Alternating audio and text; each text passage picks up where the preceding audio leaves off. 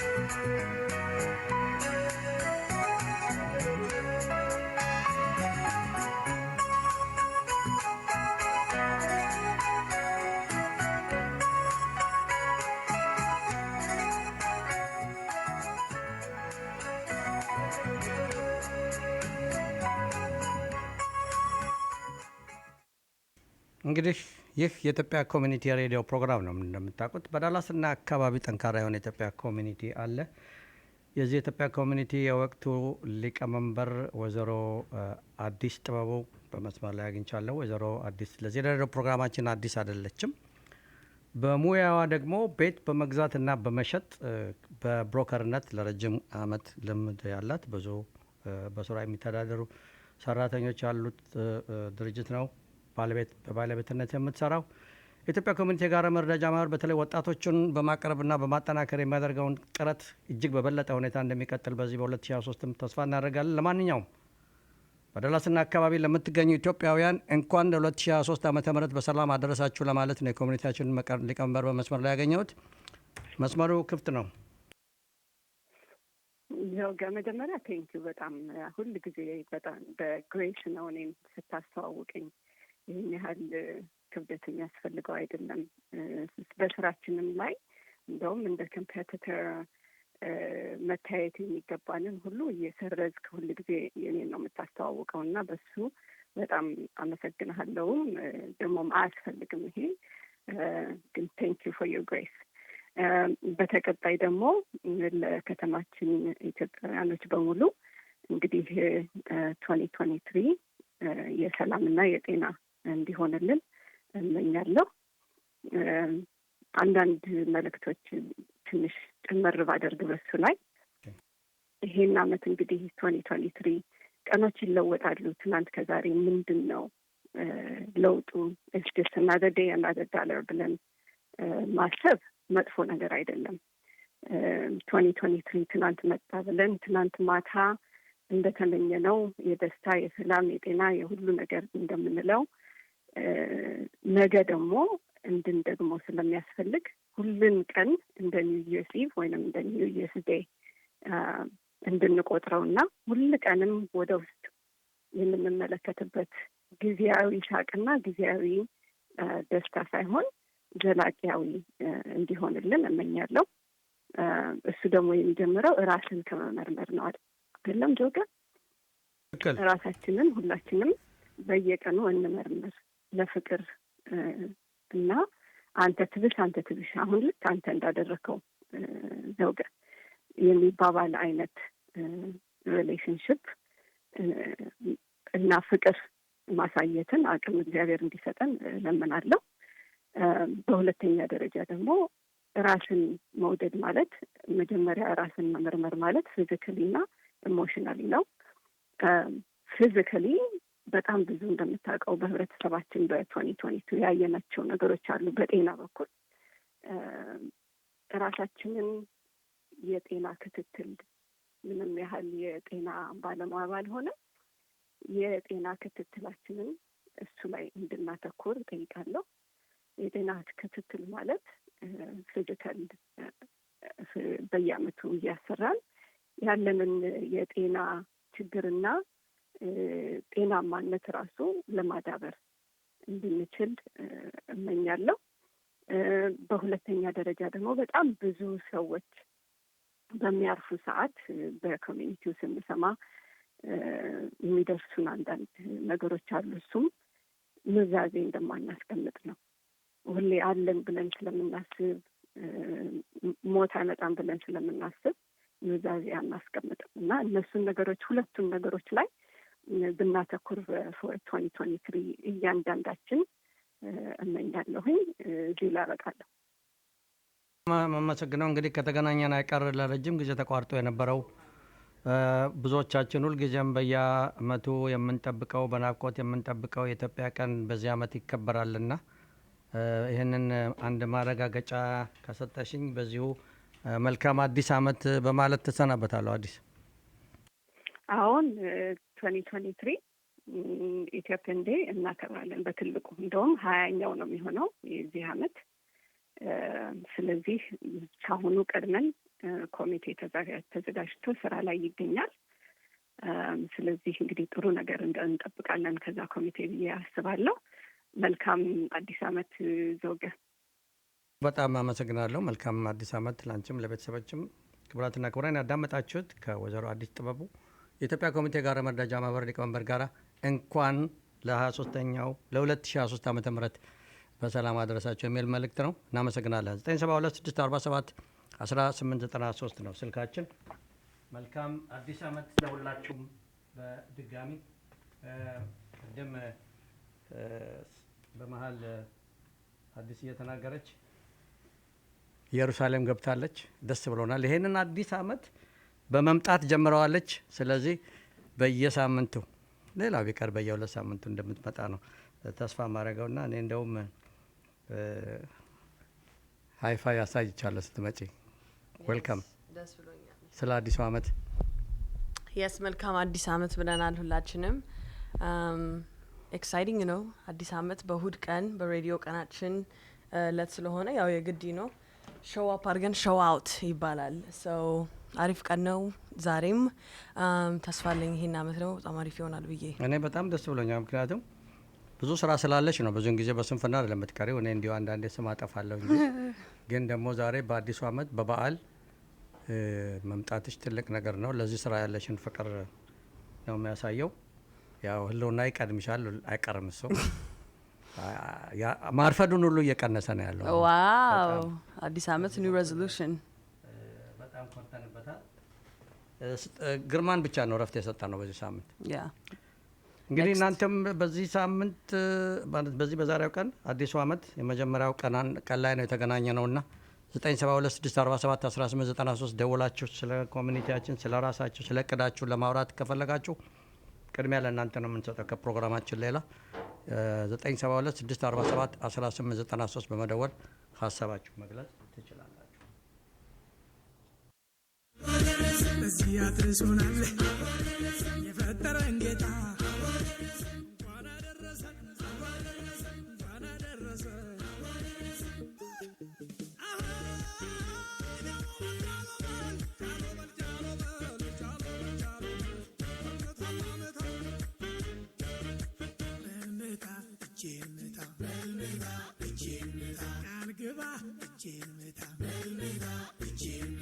በልመታ መታ መታ በልመታ እጄን መታ የሌለው ካለ ህዳ ፈጣሪን እንዳትከዳ አባቱ ያስተማረው ትሩን ያወረሰው እልሁን ታሪክ ወቅ ባህሉን የሚጠብቅ መታ መታ መታ መታ እጄን መታ እንኳን አደረሰን እንኳን አደረሰን እንኳን አደረሰን እንኳን አደረሰን።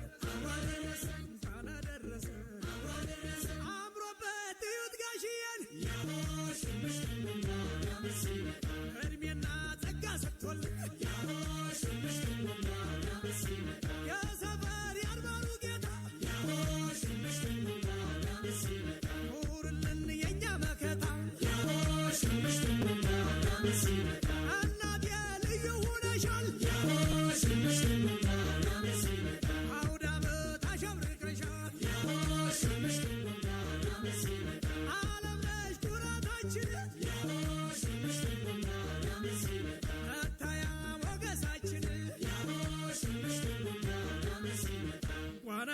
አደረሰን እንኳን አደረሰን እንኳን አደረሰን እንኳን አደረሰን ከቁጥር ሳያጎል አንዴ ተሰባስበን ማዕዱ ተባርኮ እየተቋደሰ ጎረምሳው ዘንጦ ሴቷም ተሽከርክራ እኔ ብስ ከሚወዱ ጋራ እንኳን አደረሰን እንኳን አደረሰን ምየም ተነሺ አባም ተበራታ በዚህ አድርሶናል የፈጠረን ጌታ እንኳን አደረሰን እንኳን አደረሰን እንኳን አደረሰን እንኳን አደረሰን እንኳን አደረሰን እንኳን አደረሰን እንኳን አደረሰን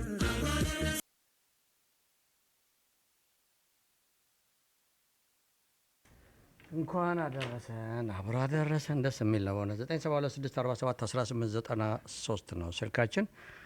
ኢትዮጵያ ኮሚኒቲ የጋራ መረዳጃ መምሪያ ቦርድ ኦፍ ዲሬክተርስ ሊቀመንበር አቶ ሚደቅሳ በየነን ስልክ እየጠበቅን ነው እና እንኳን አደረሳችሁ ለማለት የኮሚኒቲያችን ቦርድ ሊቀመንበር ቀደም ብሎ የኮሚኒቲያችን ሊቀመንበር ሰምተናል።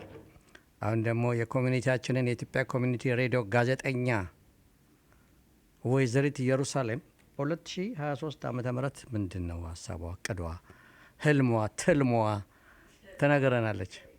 ሪመምበር ይሄ የአማርኛ ሬዲዮ ፕሮግራም ስለሆነ ትንሽ እንግሊዝኛ መደባለቅ ይቻላል፣ ግን ብዙ አይሆን ብዙ እኛ ገባ ነው። ስለዚህ ጥንቃቄ ኦፍኮርስ አይ ትንሽ ደቂቃ አስቤ የምትሰጠኝ መስሎኝ ነበረ። ኦኬ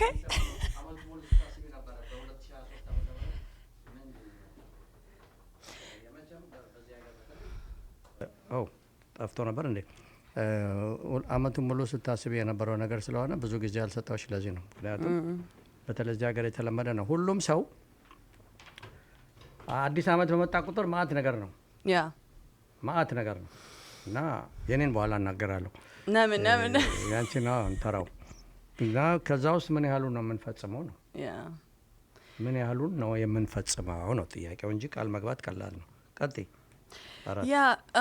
so every year ሁላችንም እንደለመድን even ሬዲዮ ላይ እንናገራለን usually ሳምንት በፊት ነው የምናደርገው ምንድን ነው ለአዲስ አመት ቃል ምንገባው ኒው ይርስ ሬዞሉሽን ብለን ለእኛም ራሳችንን እንጠይቃለን ለአድማጮቻችንንም ጥያቄውን እንጠይቃለን። ያው የኔ ላይ ስንመጣ ዞሮ እንትል ምንድነው ለሁሉም ሼር ማድረገው ያው አንዳንድ ነገር ፐርሰናሊ ኪፕ ማድረገው አለ ግን ሞስትሊ እኔ ፐርሰናል እንትል አደርጋለሁ።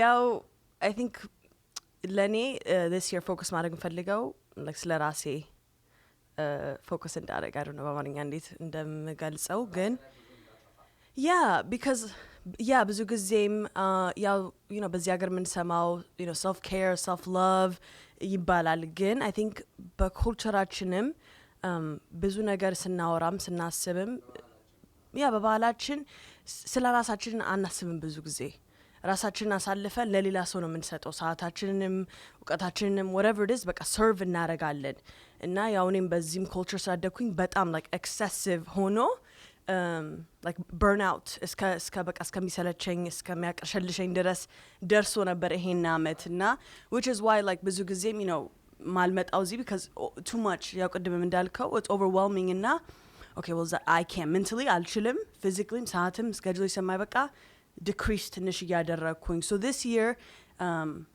ልክ ሁሉንም ሰው ሁሉንም ፓሽን ያለብኝ በሬዲዮም ይሁን በኮሚኒቲ በቸርችም ይሁን በምንም አገለግለው በረንብ እንዳገለግል ከልቤም ሆኖ 110% እንድሰጥ this year ራሴ ላይ ፎከስ አድርጌ በጤናዬም I want to put that number first 2020 ኮቪድ ሆኖ በጣም ራሴን ጠብቄ ስፖርት ሄጄ በጣም ቀንሼ ነበረ and this year I have to go back to I'm 26 so it's really just ራሴን ፎከስ ማድረግ I know አያቴን ኤክስፕሌን ሳደርግላት እንደዚህ she's like ምን ማለት ነው አልገባኝም ብላ አይገባቸውም ብዙ ሰው በኮልቸራችን because የለመድ ነው አይደለም። ያንቺ ግን በስተው ነበር ከዚህ በፊት እኮ አንቺም በሌለሽበት ስላንቺ ስናማሽ ማማታቀልሽ አይደለ?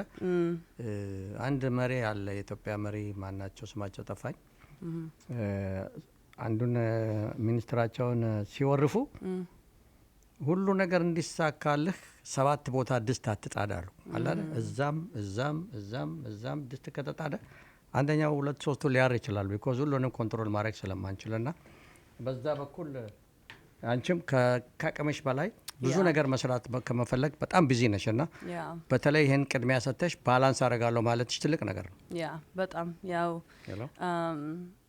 mental health በጣም ትልቅ ነገር ነው እንላለን ብዙ ጊዜም so አድማጮች የምታዳምጡ እናቶች ለልጆቻችሁ ሰዓት ብዙ ትሰጣላችሁ ባሎች ለስራም እየሰራችሁ whatever it is right በእኛ ህብረተሰብ like ሰው ሲታመን በቃ ሮጠን እንትን ማለት which is በጣም beautiful culture ነው ያለን እድለኛ ነን በዚህም በማደጋችን ባህላችን ስለሆነም በጣም ትልቅ ነገር ነው ግን የራሳችንንም አንዴ ቆመን መጠየቅ አለብን። ኦኬ like physically እችላለሁ መሄድ እችላለሁ ወይስ ራሴን አወጣጥሬ ነው መሄደው ሲሄድም mentally ይዛነኝ ወይስ ጭንቅላቴ ሌላ ቦታ እያሰበ ነው ብለን ራሳችን መጠየቅማ አለብን። so this year ቃል ገብቻለሁ ለራሴ ሰዓት እየሰጠሁኝ self reflect እያደረግኩኝ በኋላ ደግሞ ያው ሰዓት ካለን ስለ ሌላ ቻሌንጅ ደግሞ ለህብረተሰባችን መጠየቅ እንፈልገው ስለ breaking bad habits ይባላል። ትናንትና end of the year until seminar ወስጄ just reflect የሚያደርግ ይሄንን አመት ምን ተማርኩ ምን አልተማርኩም ምን ማድረግ ፈልጋለሁ ለአዲስ አመት አይነት ነገር ክላስ ወስጄ እና ስለ habit በአማርኛ I don't know maybe ዘውገ explain ልምድ መጥፎ ልምድ there we go thank you ህሉና መጥፎ ልምዳችንን ብሬክ ማድረግ ምንፈልግ ያው ዘውገ ሁሌም የሚስቅብን most of the time አርፍደን ነው የምንመጣው I feel like that's የለመድነው በጣም መጥፎ የሆነ ልምድ ነው በእኛ ኮሚኒቲ። ስለዚህ ወይ እሱን ለማፍረስ I don't know maybe late መብላት አርፍደው መብላት የኛ ኮልቸር ደግሞ ምሳ ሰዓት ቁርስ ሰዓት ምናምን ወደ 12 like ምሳ ሰዓት የዚህ ሀገር ሲበላ እኛ ቁርሳችን እንበላለን so maybe late ምንበላውን habit break ማድረግ whatever it is ልምዳችንን ማፍረስ የምንፈልገውን ሰዓት ካለን በኋላ እናወራለን። ቆይ መጨረሻ ያልሻት ነገር እንደገና ይደገም። እንትን ልምድ ስለ ፉድ ነው ያወራሽ። ስለ ፉድ ያው ሌት ምን ነው እሱን ትላለህ አዛ ላይ ትንሽ ችግር አለ ያ ሌት ምን በላው ክትፎ ማታ አትብሉ ነው እንጂ አልሽው ክትፎ ጭራሽ አትብሉ አላልኩም እንደዛ ግን ያው last year ካስታወሳችሁ ነርስ ምዕራፍ እንትን አሪፍ ኢንተርቪው አድርጊያት ነበር እኔ በጣም ጥሩ ጓደኛዬ ናትና ስለ ስጋ ቂቤ ምን በላውም በጣም መጥፎ እንደሆነ especially late ምን በላውን በጣም መጥፎ ለጨጓራችንም ለgut health መጥፎ ነው ብለው ነው የሚሉት so በሱም ኢንተርቪው አድርገናል። ጥሩ ነው። አይ አበላላችን ላይ ብዙ ዶክተሮቻችንም ይነግሩናል ብዙ አንሰማም። አሁን ወደ እኔ ስመጣ እኔ በጣም ብዙ ምክንያቱም ከብዙ አመት እየተላለፈ ይመጣል ያ እድሜ ያለክ ይባላል። ስለዚህ ዋናው ትልቁ ነገር ሁሉ ጊዜም በመናረጋው ነገር ሁሉ ብዙ ቅድ እናወጣለን ለምናወጣው ቅድ ሁሉ ተግባራዊ እንዲሆን የግድ ወደ ፈጣሪ መቅረብ አለብን እና ከዛ ጋር የምናደርገው ግንኙነት ሃይማኖታችን ላይ መጠንከራችን ጉዳይ በጣም ለውጥ ሊደረግበት የሚገባ ነው። ምንም ነገር በእኛ አቅም ብቻ ማድረግ ስለማንችል ይሄ አንዱ የ2023 ዓመተ ምህረት ፕላኔ ነው። ብዙዎችም የሃይማኖቱ እንደዚህ አይነት እንደሚያስቡ ለምን ስንታመም አንድ ነገር ሲሆን ችግር ሲፈጥርብን ብቻ ወይም ደግሞ ገንዘብ ስናጣ ብቻ አይደለም መሆን ያለበት ማለት ነው። በዛ በኩል ጥሩ እየሰራሽ ነው አንቺ። ሌላው ሁልጊዜም የጤና ጉዳይ ቅድም አዲስ ተናግራለች።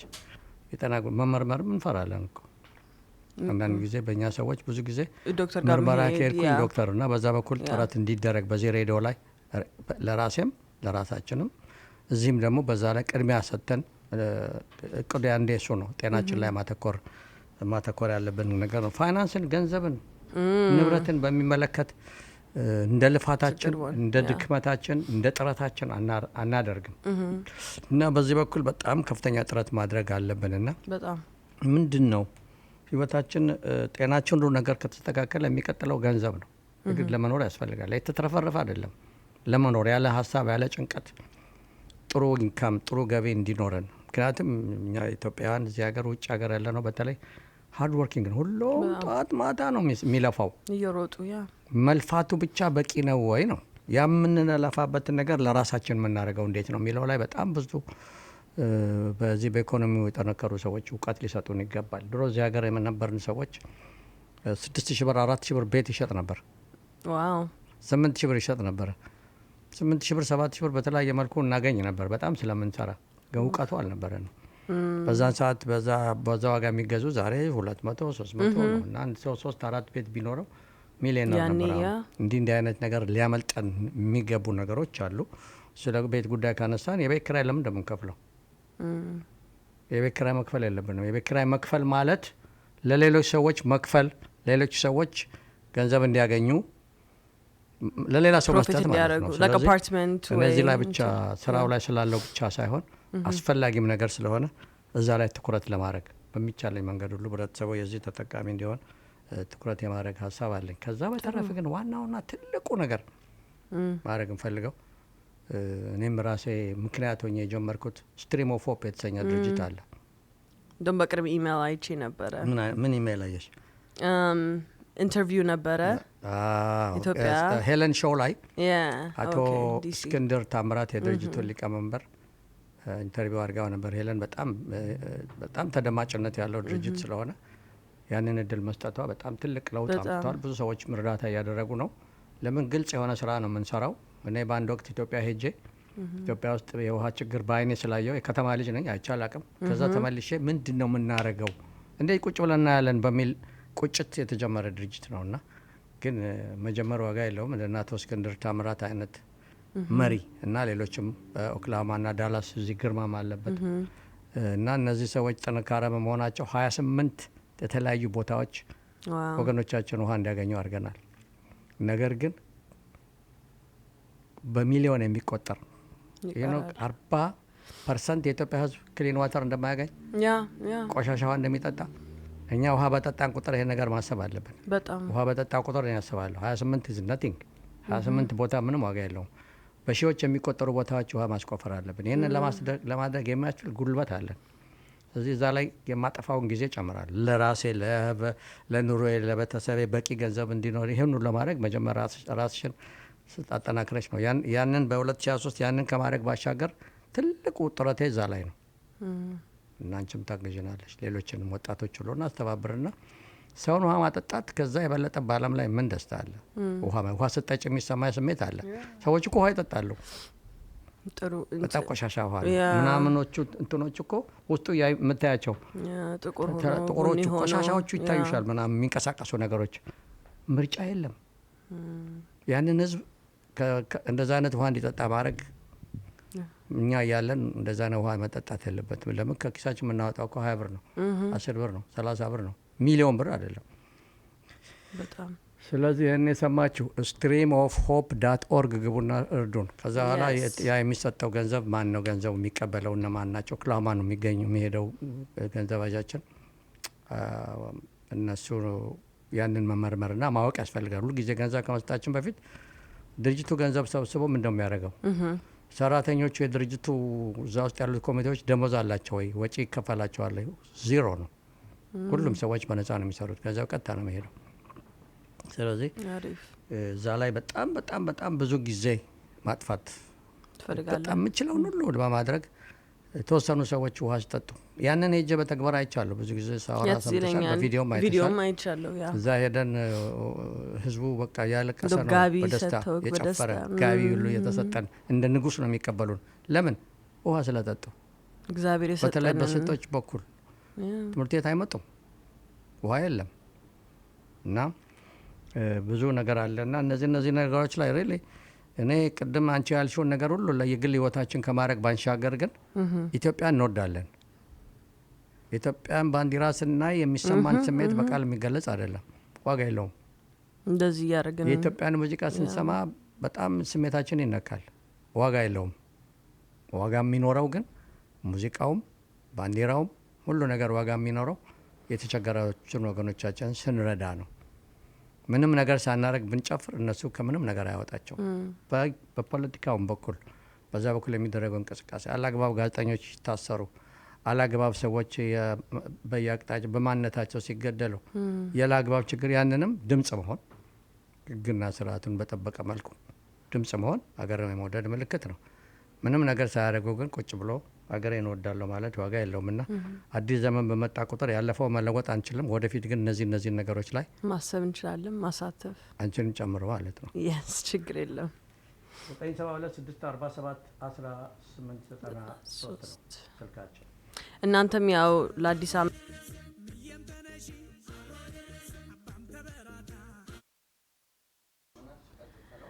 አዲስ ዓመት አድማጮቻችንም አስተያየት የሚሰጡ ካለ እነሱም ቃል የሚገቡበት ለስትሪም ኦፍ ሆፕ ማገዝ ከሆነም ወይ ራሳቸውንም ቃል የሚገቡት ካለ እስናይስ ያው ተቀርጾም ስለሚቀመጥ የዛሬ ዓመት ደግሞ እንደገና ቼክ እናደርጋለን ፈጸማችሁ አልፈጸማችሁ ብለን። ስለዚህ ደውሉልን። ያው ቁጥራችን ቅድም እንዳልዘው 972 647 1893 ነው።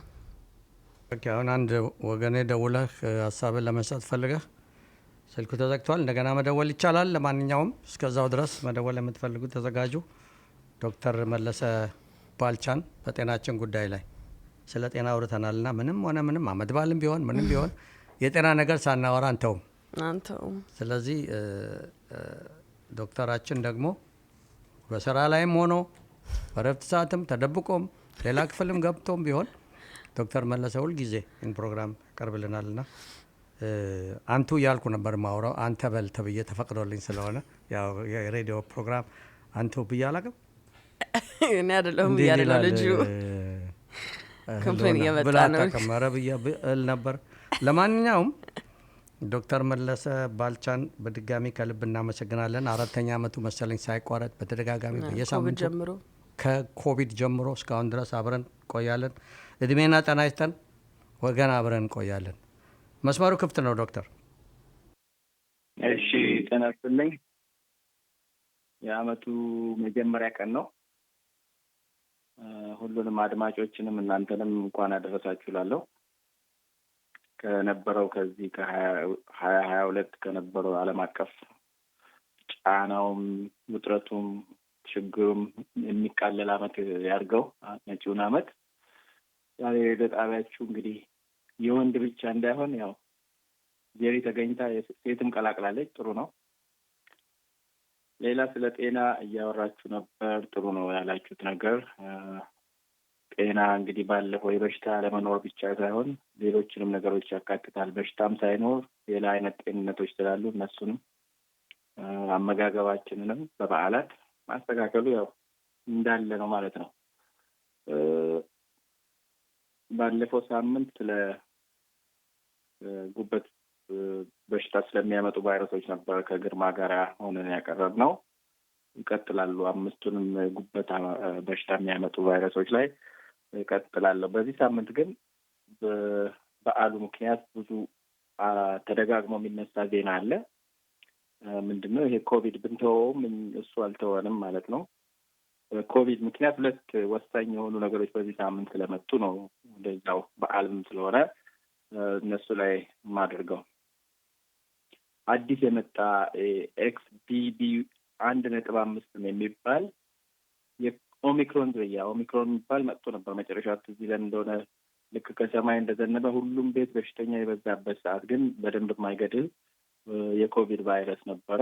እሱ ዝርያ ብዙ ተዋልዶ አዳዲስ እንትኖችን ፈጥሯል ማለት ራሱን ከሌሎች ጋራም እያዳቀለ እና አንዱ XBB1 የሚባለው ነው።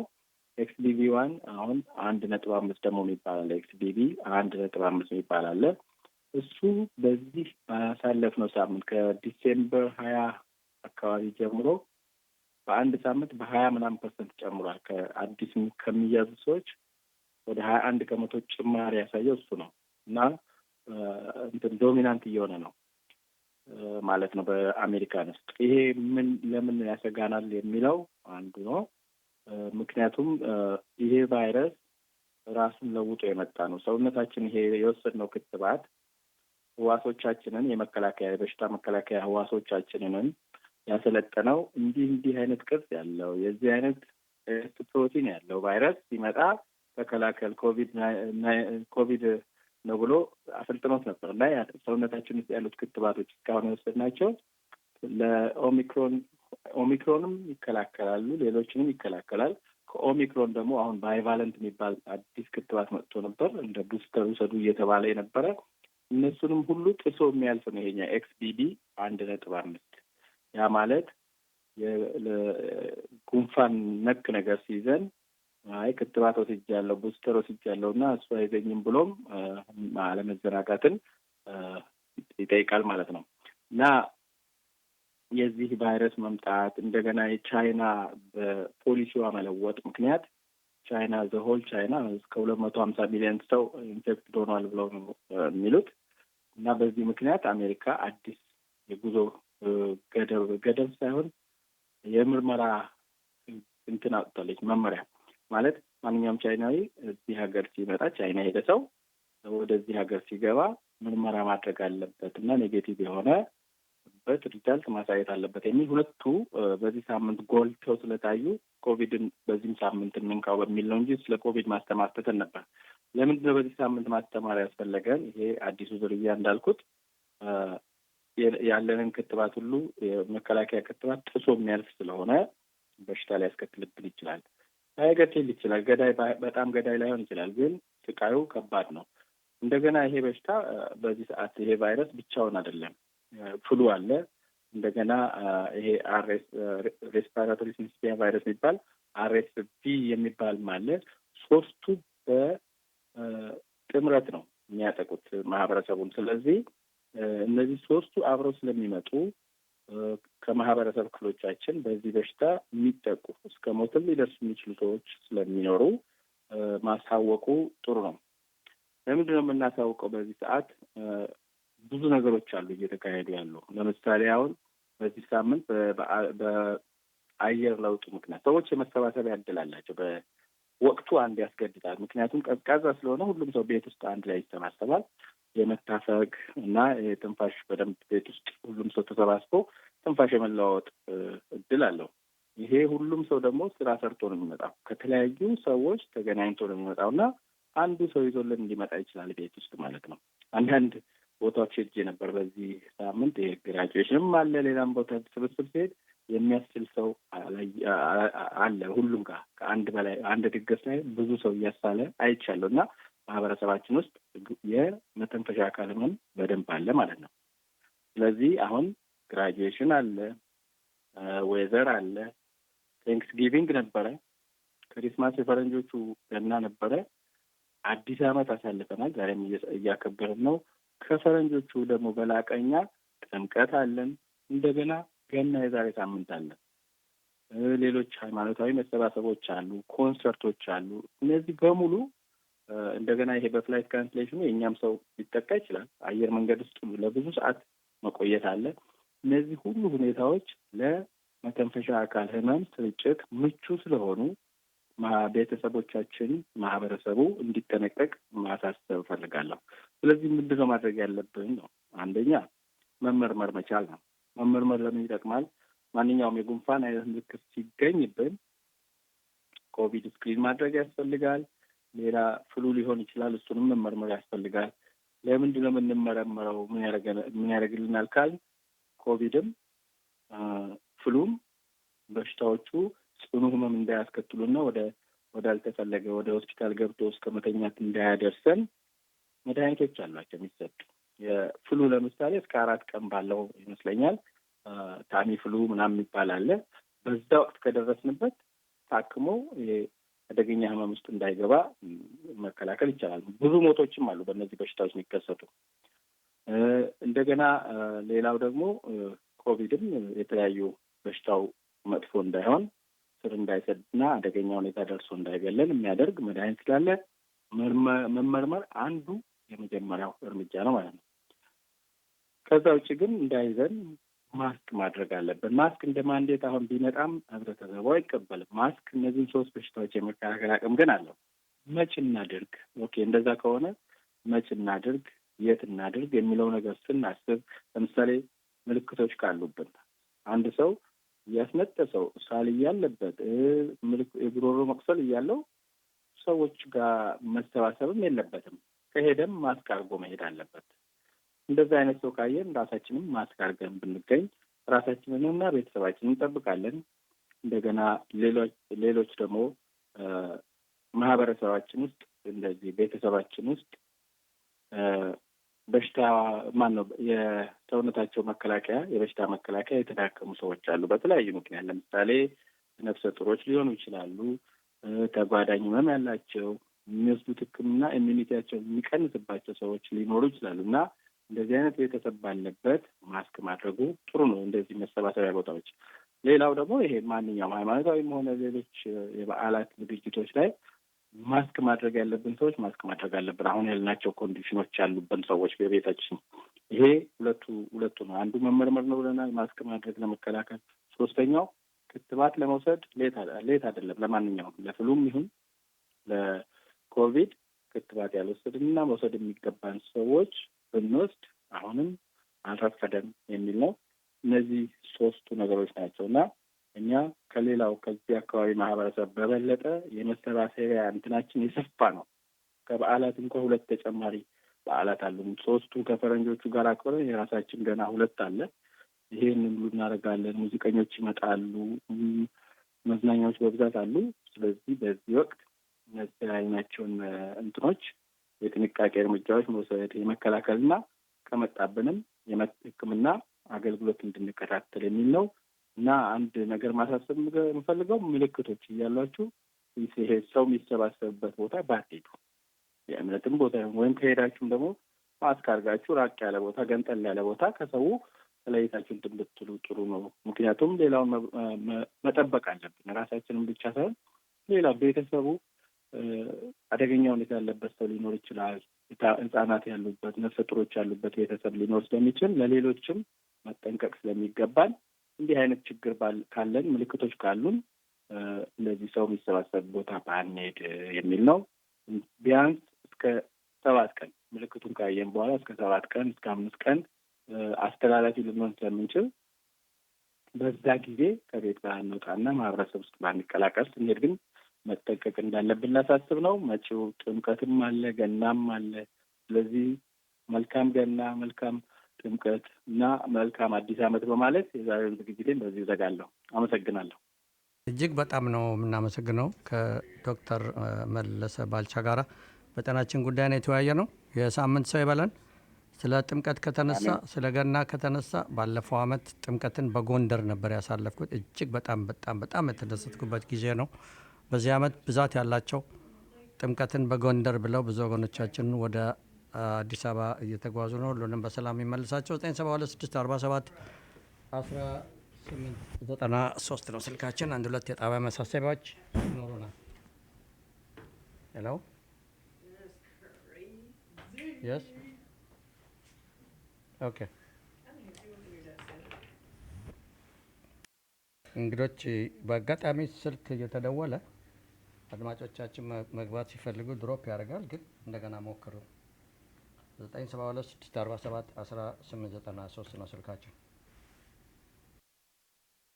The Best Buddies nonprofit organization strives to end the social, physical, and economic isolation of people with intellectual and developmental disabilities. The program is designed to help individuals obtain successful employment, live independently, develop public speaking and self-advocacy skills, as well as feel valued by society. Find out more at bestbuddies.org. That car you've had for a while, the one that's getting expensive to maintain, have you considered donating it to KNON? Call 877-KNON Auto to get started. Proceeds benefit your community radio station KNON, the voice of the people. 877-KNON Auto.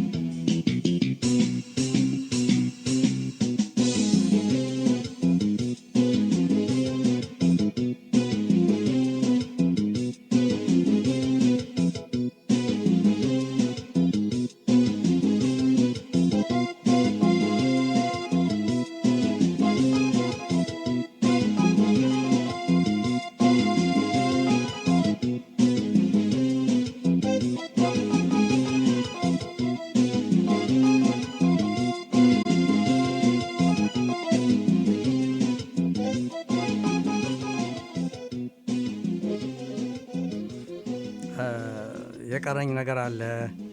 ስለ ዘመን መለወጫው ጉዳይ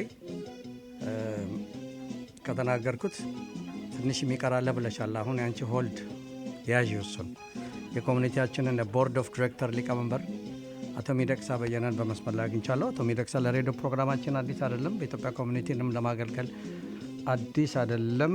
በግል ስራው በፌዴራል ሪዘርቭ ባንክ የተባለ በሚታወቀው ድርጅት ከፍተኛ አመራር ውስጥ ነበረ ጡረታ እስከወጣበት ጊዜ ድረስ። አዲሱ ዓመት ለአቶ ሚደቅሳ ከነ ቤተሰቡ መልካም አዲስ ዓመት ይሁን እያልኩ የኢትዮጵያ ኮሚኒቲ ጋራ መረዳጃ ማህበር ሬዲዮ ፕሮግራም አቶ ሚደቅሳን ለህብረተሰባችን እንኳን አደረሳችሁ እንዲል በመስመር ላይ አግኝተነዋል። መስመሩ ክፍት ነው። አቶ ሚደቅሳ። እሺ፣ በጣም አመሰግናለሁ ዘውገ። ይሰማል? አሁን ይሰማል። ይሰማል በደንብ? አሁን ይሰማል። እሺ፣ በጣም አመሰግናለሁ እንደገና ዘውገ።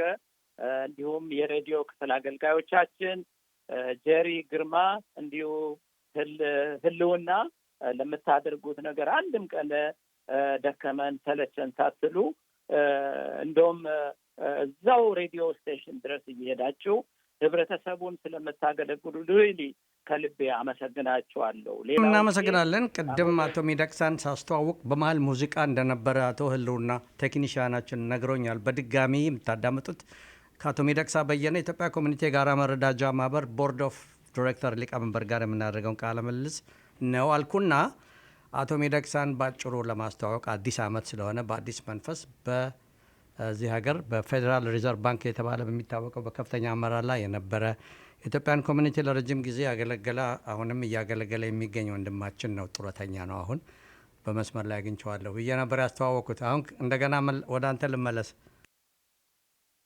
እሺ ዘውገ፣ ታንቺ ሶማች ይሰማል አይደል አሁን?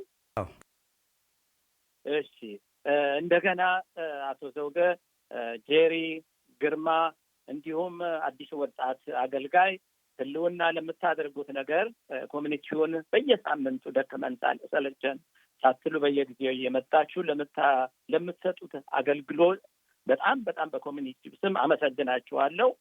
እንግዲህ ሌላው ደግሞ የምናገለግለውን ህብረተሰብ በዚህ በዳላስ ፎርት ወርዝ ከሌላም አካባቢ በኦንላይን ለሚሰሙት ሁሉ እንግዲህ 2022 ጨርሰን ወደ 2023 ስንገባ እንኳን ለአዲሱ ዓመት አደረሳችሁ እላለሁ።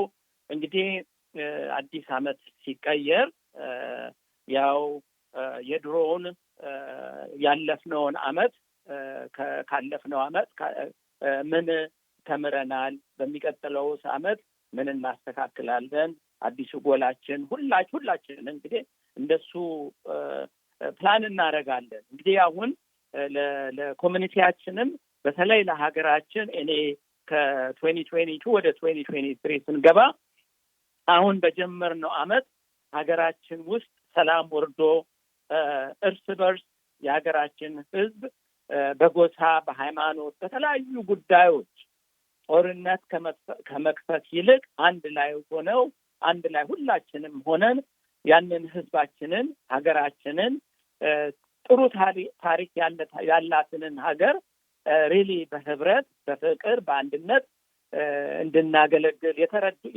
የተቸገሩትን ደግሞ የምንረዳበት ሀገር እንዲሆንልን እመኛለሁ።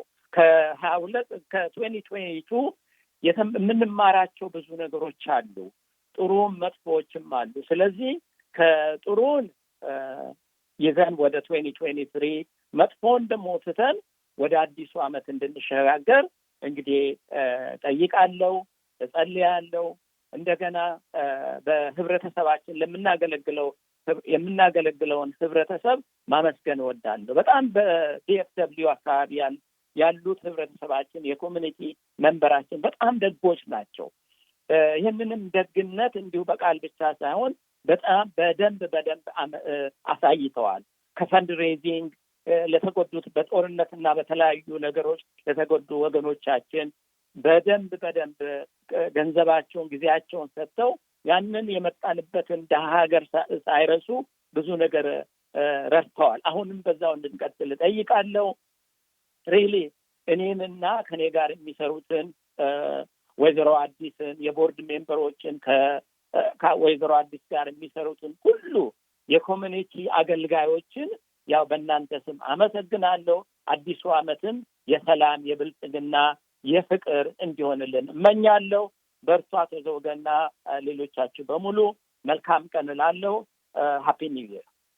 ሃፒ ኒው ይር። መልካም አዲስ ዓመት እንላለን። እኛን ያዳመጣችሁት ከአቶ ሚደቅሳ በየነ ኢትዮጵያ ኮሚኒቲ የጋራ መርዳጃ ማህበር ቦርድ ኦፍ ዲሬክተር ሊቀመንበር ጋር ያደረገውን ቃለ ምልልስ ነው። 972 647 1893 ነው ስልካችን። ይህንን የፈረንጅኛውን ኢትስ አ ኒው ዴይ ኤንድ ኒው ይር የሚለውን አጭር ሙዚቃ ሲደምጣችሁና ወደ ተከታዩ ፕሮግራም አለ።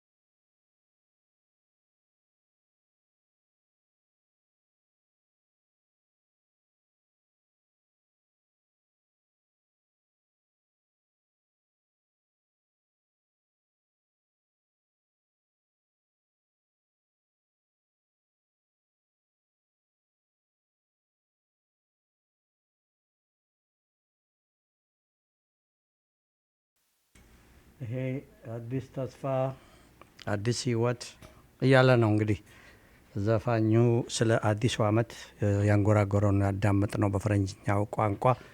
ስልካችን 972 ነው። ሰሞኑን አቡሽ ዘለቀ አውጡት ከፓርላማው የሚል ዘፈን ተጫውተው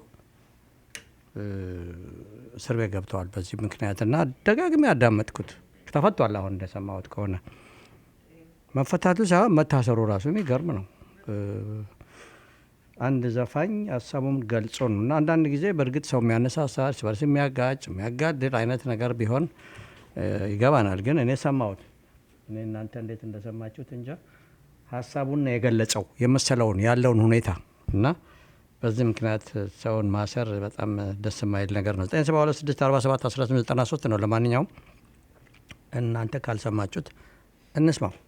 ወደ ዜና ወጃ ፕሮግራማችን እንሄድና በ3 ሰዓት ፒኤም ላይ ከአዲስ አበባ በቀጥታ ከጋዜጠኛ ፋሲል ረዲ ጋር ወዳደረግነው ቃለ ምልልስ እንሄድና ከዛ ደግሞ ኢየሩሳሌም እንደገና ተመልሳ መጥታ የሚቀጥለውን 2023 ዓ.ም የቀራት ነገር ቃል የምትገባው ትጨምርልናለች። ምናልባት ሚዲያ ላይ አልወጣም፣ ፌቴን አላሳይም፣ ከጀርባ ሆኜ ብቻ ነው የምሰራው የሚል የስራ ባልደረባ አለን እዚህ።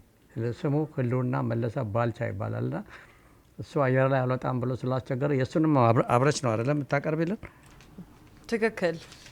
እሺ፣ ለማንኛውም ወደ ሙዚቃው ቅድም ወደ አልኩት አውጡት ከፓርላማው ይላል አቡሽ ዘለቀ። እንኳን ተፈታ በሰላም። ዋናው ነገር እሱ ነው።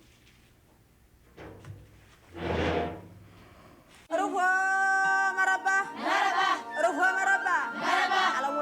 مربع يا مولانا انت رفع مربع فتي هون رفع مربع قرنات يطفى رفع مربع سلام هون رفع مربع بمسجد رفع مربع بمتسكير رفع مربع اجو يكبر رفع مربع نوايد رفع مربع نوايد رفع مربع نوايد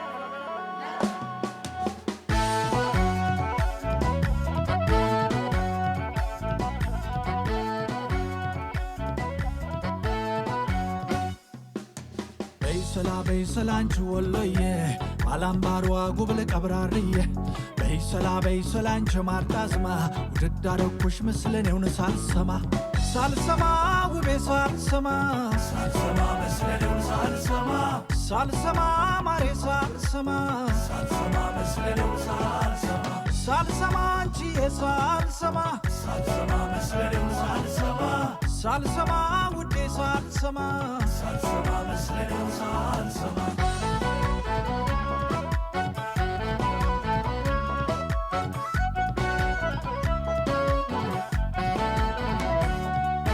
ደሞ ማነው ከልካይ ደሞ ማነው ሰጪ ፍቅራችን ብቻ ነው የሚዳኝን እንጂ ህልም የተፈራ ሳይተኛ ይታደር ተያቸው ይድከሙ ላይለያዩ ነገር ስንቴ ዘላበዱ ስንቴ ታዘብናቸው ከሳሽም ፈራጅም ሆነው ያየናቸው አያውቁት እንዳንል ካይናቸው መችርቆ የሚያገዛግዙን ልክ እንደ መሰንቆ የእግዚአብሔር ቃል አይደለም አልወረደ ከላይ ያጣነው ልፍን ከፊደሉ በላይ ስልቻም ቀልቀሎ ቀልቀሎም ስልች አብረን ነው ምንደምቀው አይሆንም ለብች ካለፈው እንማር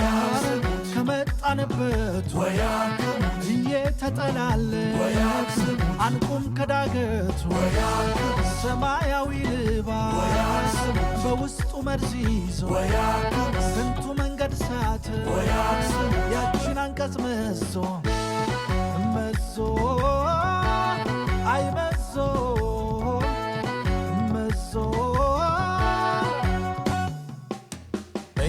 በይሰላ አንቺ ወሎዬ አላምባሯ ጉብል ቀብራርዬ በይሰላ አንቺ ማርጣዝማ ውድድ አረኩሽ ምስለኔውን ሳልሰማ ውቤ ሳልሰማ መስለኔውን ሳልሰማ ማሬ ሳልሰማ መስለኔውን ሳልሰማ አንቺዬ ሳልሰማ መስለኔውን ሳልሰማ ውዴ ሳልሰማ መስለኔውን ሳልሰማ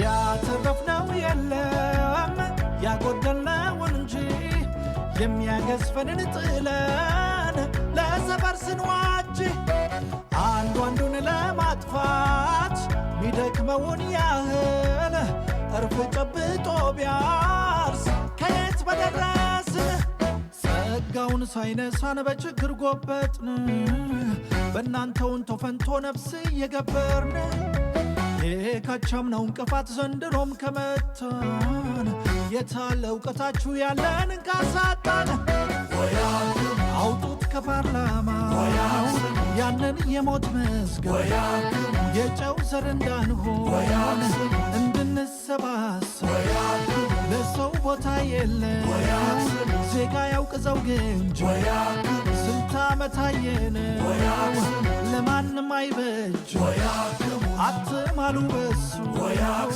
እጃችሁን ጭናችሁ በያድጓው ከፋፍሎ መድገም ካላሻችሁ አዲስ ሐሳብ አምጡ ለትውልድ የሚጠቅም ሰው የጻፈው ነገር ፍጹም ሆኖ አያውቅም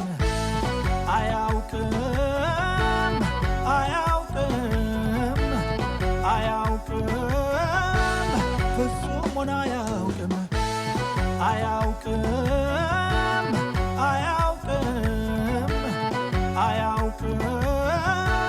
ፍጹም ሆኖ አያውቅም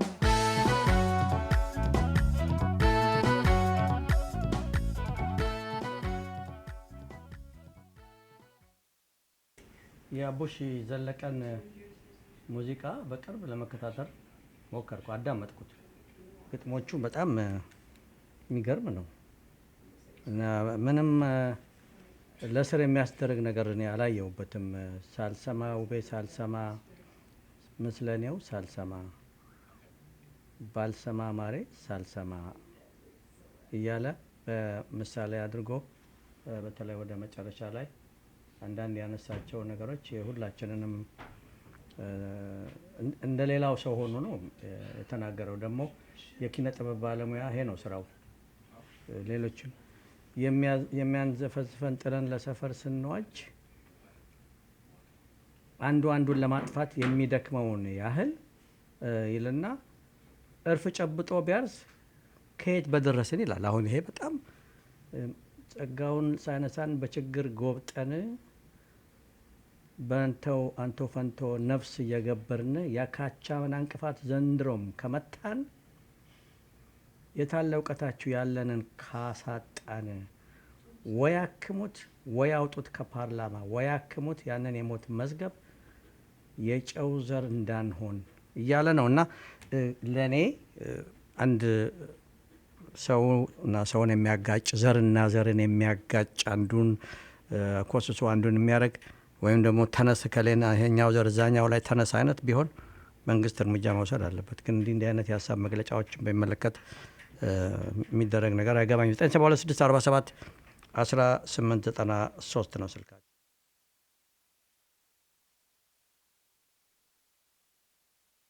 You're listening to KNON 89.3 FM in Dallas and Fort Worth, the voice of the people.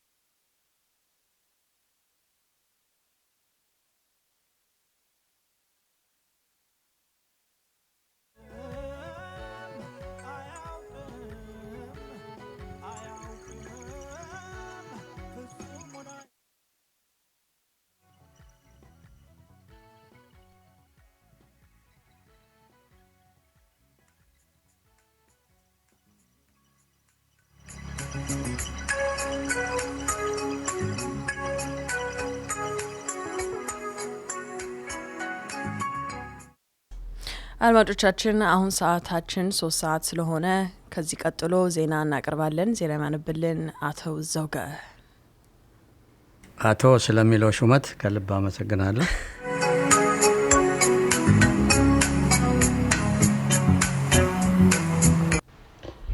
በአዲስ አበባ ከተማ በሚገኙ ትምህርት ቤቶች የክልል ሰንደቅ ዓላማን የመስቀልና ክልላዊ መዝሙርን የማዘመር እርምጃ የሕግ መሰረት የሌለው ነው ሲል የኢትዮጵያ ሰብአዊ መብቶች ኮሚሽን ገለጸ ይላል የአሜሪካ ድምጽ ባወጣው ዜና። ትላንት በወጣው ዜናም ከኦሮሚያ ክልል ሰንደቅ ዓላማ መስቀልና ከክልሉ መዝሙር ጋር በተያያዘ በአንዳንድ የከተማዋ ትምህርት ቤቶች ተፈጥሮ ከነበረው የጸጥታ ችግር በተወሰኑ ተማሪዎች ላይ ከቀላል እስከ ከባድ ጉዳት መድረሱን ኮሚሽኑ ባወጣው ሪፖርት አመልክቷል።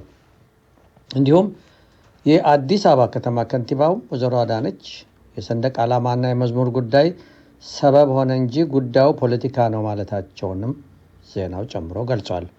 ችግሩን ለመፍታት መደረግ ያለባቸውን የጥንቃቄ እርምጃዎች በተመለከተም የኢትዮጵያ ሰብአዊ መብቶች ምክትል ዋና ኮሚሽነር ራኬብ መሰለም ለአሜሪካ ድምጽ ማብራሪያም ሰጥተዋል። አቃቤ ሕግ በመስከረም አበራ ላይ ክስ እንዲመሰርት 7 ቀናት ብቻ ተፈቅዶለታል። መስከረም አበራ ሀሳቧን ብቻ በመግለጿ ምክንያት መታሰሯም ትክክል አለመሆኑን የተለያዩ የሰብአዊ መብት ተሟጋቾች እየገለጹ መሆኑ ይታወቃል። የአሜሪካ ድምጽ ይህንኑ በመለከት ባወጣው ዜና ደግሞ አቃቤ ሕግ በእስር ላይ የምትገኘው ኢትዮ ንቃት የተባለው የዩቱብ ሚዲያ አዘጋጅ በሆነችው መስከረም አበራ ላይ በ7 ቀናት ውስጥ ክስ እንዲመሰርት የፌዴራል ከፍተኛ ፍርድ ቤት ልደታ ምድብ ችሎት ትዕዛዝ መስጠቱን ጠበቃዋ ገልጻለች። ለ17 ቀናት ያህል በእስር ላይ የምትገኘው ኢትዮ ንቃት የተሰኘ የዩቱብ ሚዲያ አዘጋጅ መስከረም አበራ በፌዴራል ከፍተኛ ፍርድ ቤት ልደታ ምድብ ችሎት ስትቀርብ ሁለተኛዋ መሆኑ ነው። የመስከረም አበራ የግል ጠበቃ ምርመራዬን አጠናቅቄያለሁ ያለው ፖሊስ ግለሰቧን በተለያዩ ወንጀሎች መጠርጠሩን ለፍርድ ቤቱ እንዳስረዳም ለአሜሪካ ድምጽ ገልጸዋል። አቃቤ ሕግ ለክስ መመስረቻ የ15 ቀናት ጊዜ ቀጠሮ እንዲፈቀድለት መጠየቁን ገልጸው ነገር ግን ይህንን መቃወማቸውንም ጠበቃው አክለው ተናግረዋል። የግራ ቀኙን ክርክር ያዳመጠው ፍርድ ቤቱ አቃቤ ሕግ ለክስ መመስረቻ የጠየቀውን የ15 ቀናት ጊዜ ውድቅ በማድረግ በ7 ቀናት ውስጥ ክስ እንዲመሰረት ትዕዛዝ በመስጠት ለታህሳስ 27 ተለዋጭ ቀጠሮ ተሰጥቷል።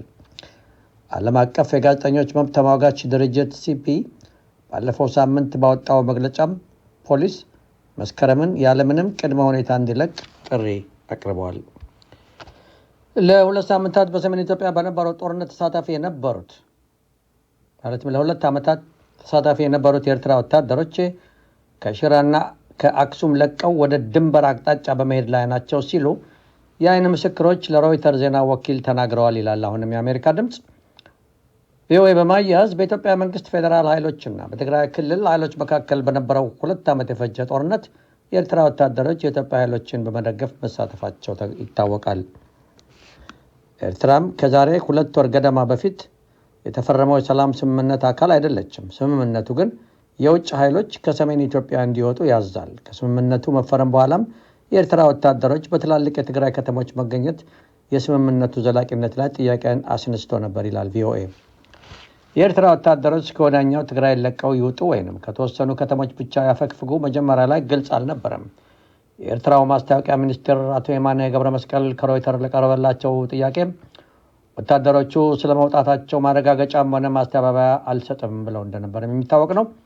አንድ ስማቸው እንዳይጠቀስ የፈለጉ የኢትዮጵያ መንግስት ባለስልጣን ይላል ቪኦኤ የኤርትራ ወታደሮች ከአክሱምና ሽረ እየለቀቁ መሆናቸውን ለሮይተር አረጋግጠዋል። የትግራይ ኃይሎች ቃል አቀባይ አቶ ጌታቸው ረዳና የኢትዮጵያ መንግስት ብሔራዊ ጸጥታ አማካሪ ሬድዋን ሁሴን አስተያየታቸውን እንዲሰጡ ሮይተርስ ቢሞክርም ሊያገኛቸው አልቻለም። በአክሱምና ሽረ ያሉት 3 የግብረሰናይ ድርጅት ሰራተኞች እንዳሉት በርካታ የጭነት ተሽከርካሪዎችና ሌሎች መኪኖች ላይ የተጫኑ የኤርትራ ወታደሮች ድንበር ላይ ወዳለችው ሽራሮ ከተማ አቅጣጫ ሲሄዱ ማየታቸውንም ተናግረዋል። ከእርዳታ ሰራተኞቹ አንዳንዶቹ ወታደሮችም የደህና ሁኑ ምልክት በእጃቸው ሲያሳዩ ነበር ብለዋል። አንድ የእርዳታ ሰራተኛም ሁሉም የኤርትራ ወታደሮች ከሽረ ለቀዋል ሲሉም፣ ሌላኛው ደግሞ በርካታ ቁጥር ያላቸው አሁንም በከተማዋ እንደቀሩ ተናግረዋል። የተለያየ ነገር መናገራቸው ምክንያቱ ግልጽ እንዳልሆነለትም የሮይተር ዘጋቢ አመልክቷል። ከሰላም ስምምነቱ በኋላ የኤርትራ ወታደሮች በሲቪሎች ላይ ዝርፊያና እገታና ግድያ ፈጽመዋል ሲሉ በትግራይ ያሉ ነዋሪዎች መወንጀላቸው የሚታወስ ነው። የኤርትራ ባለስልጣኖች ለወንጀላው ቀጥተኛ መልስ አልሰጡም ይላል ቪኦኤ። የኤርትራ ወታደሮች በህዳር 2013 በአክሱም በመቶ የሚቆጠሩ ሲቪሎችን በ4 ሰዓት ውስጥ መግደልን ጨምሮ ሌሎች ሰቆቃዎችን ፈጽመዋል ሲሉ ነዋሪዎችና የሰብአዊ መብት ድርጅቶች ይከሳሉ። የኤርትራ መንግስት ግን ውንጀላውን ሙሉ ለሙሉ አስተባብሏል። ኤርትራ የትግራይ ኃይልን የሚመራው ህወሓት እንደ ጠላት ማየቷን ቀጥላለች። የፌዴራል ስልጣኑን በበላይነት ይዞ በነበረበት ወቅት በኢትዮጵያና ኤርትራ መካከል በ1990ዎቹ መጀመሪያ ላይ ለ2 ዓመት የቆየ ጦርነት እንደተካሄደም የሚታወስ ነው። የኢትዮጵያ መንግስትና የትግራይ ክልል ባለስልጣናት የሰላም ስምምነቱን ለመተግበር መጀመሪያ ፍጥነት ባያሳዩም ባለፉት ሳምንታት ግን በርካታ ተግባራትን አከናውነዋል ይላል ይኸው የአሜሪካ ድምፅ ዜና። ሐሙስ ዕለት እንኳን የሁለት ወገን ተወካዮች በትግራይ መዲና መቀሌ ተገኝተው የትግራይ ኃይሎች መሳሪያ መፍታትን፣ የሰብአዊ እርዳታ የሚቀጥልበትንና እንዲሁም የውጭ ኃይሎች የሚወጡበትን ሁኔታ የሚቆጣጠር ቡድን አቋቁመዋል ይላል። በሰላም ስምምነቱ መሰረት የፌዴራል ፖሊስ መቀሌ ሲገባም የኢትዮጵያ አየር መንገድ ወደ ክልሉ የሚያደርገውን በረራ እንደገና ጀምረዋል። ኢትዮ ቴሌኮምም መቀሌንና ሌሎች 27 ከተሞችን መልሶ እንዳገናኘም ይኸው የአሜሪካ ድምፅ ዜና ዘግቧል። በአማራና በትግራይ ክልሎች መካከል የሚገኘውን የወልቃይት አካባቢ የወሰን ማካለል ጉዳይ የፌዴሬሽኑ ምክር ቤት በሚዘረጋው ስርዓት መሰረት እንደሚፈታም የጠቅላይ ሚኒስትሩ የብሔራዊ ደህንነት አማካሪ ሬድዋን ሁሴን ወይም አምባሳደር ሬድዋን ተናገሩ ይላል ሪፖርተር የተባለ የሚታወቀው ጋዜጣ በዜናው። ሪፖርተር በማያያዝም አምባሳደር ሬድዋን ይህን የተናገሩት የፌዴራል መንግስትና ህወሓት ሲካሄድ ከነበረው የ2 ዓመታት ውጊያ ወጥተው የጀመሩትን የሰላም ስምምነት አስመልክተው ታህሳስ 19 ለፖለቲካ ፓርቲዎች ማብራሪያ በሰጡበት ጊዜ ነበር።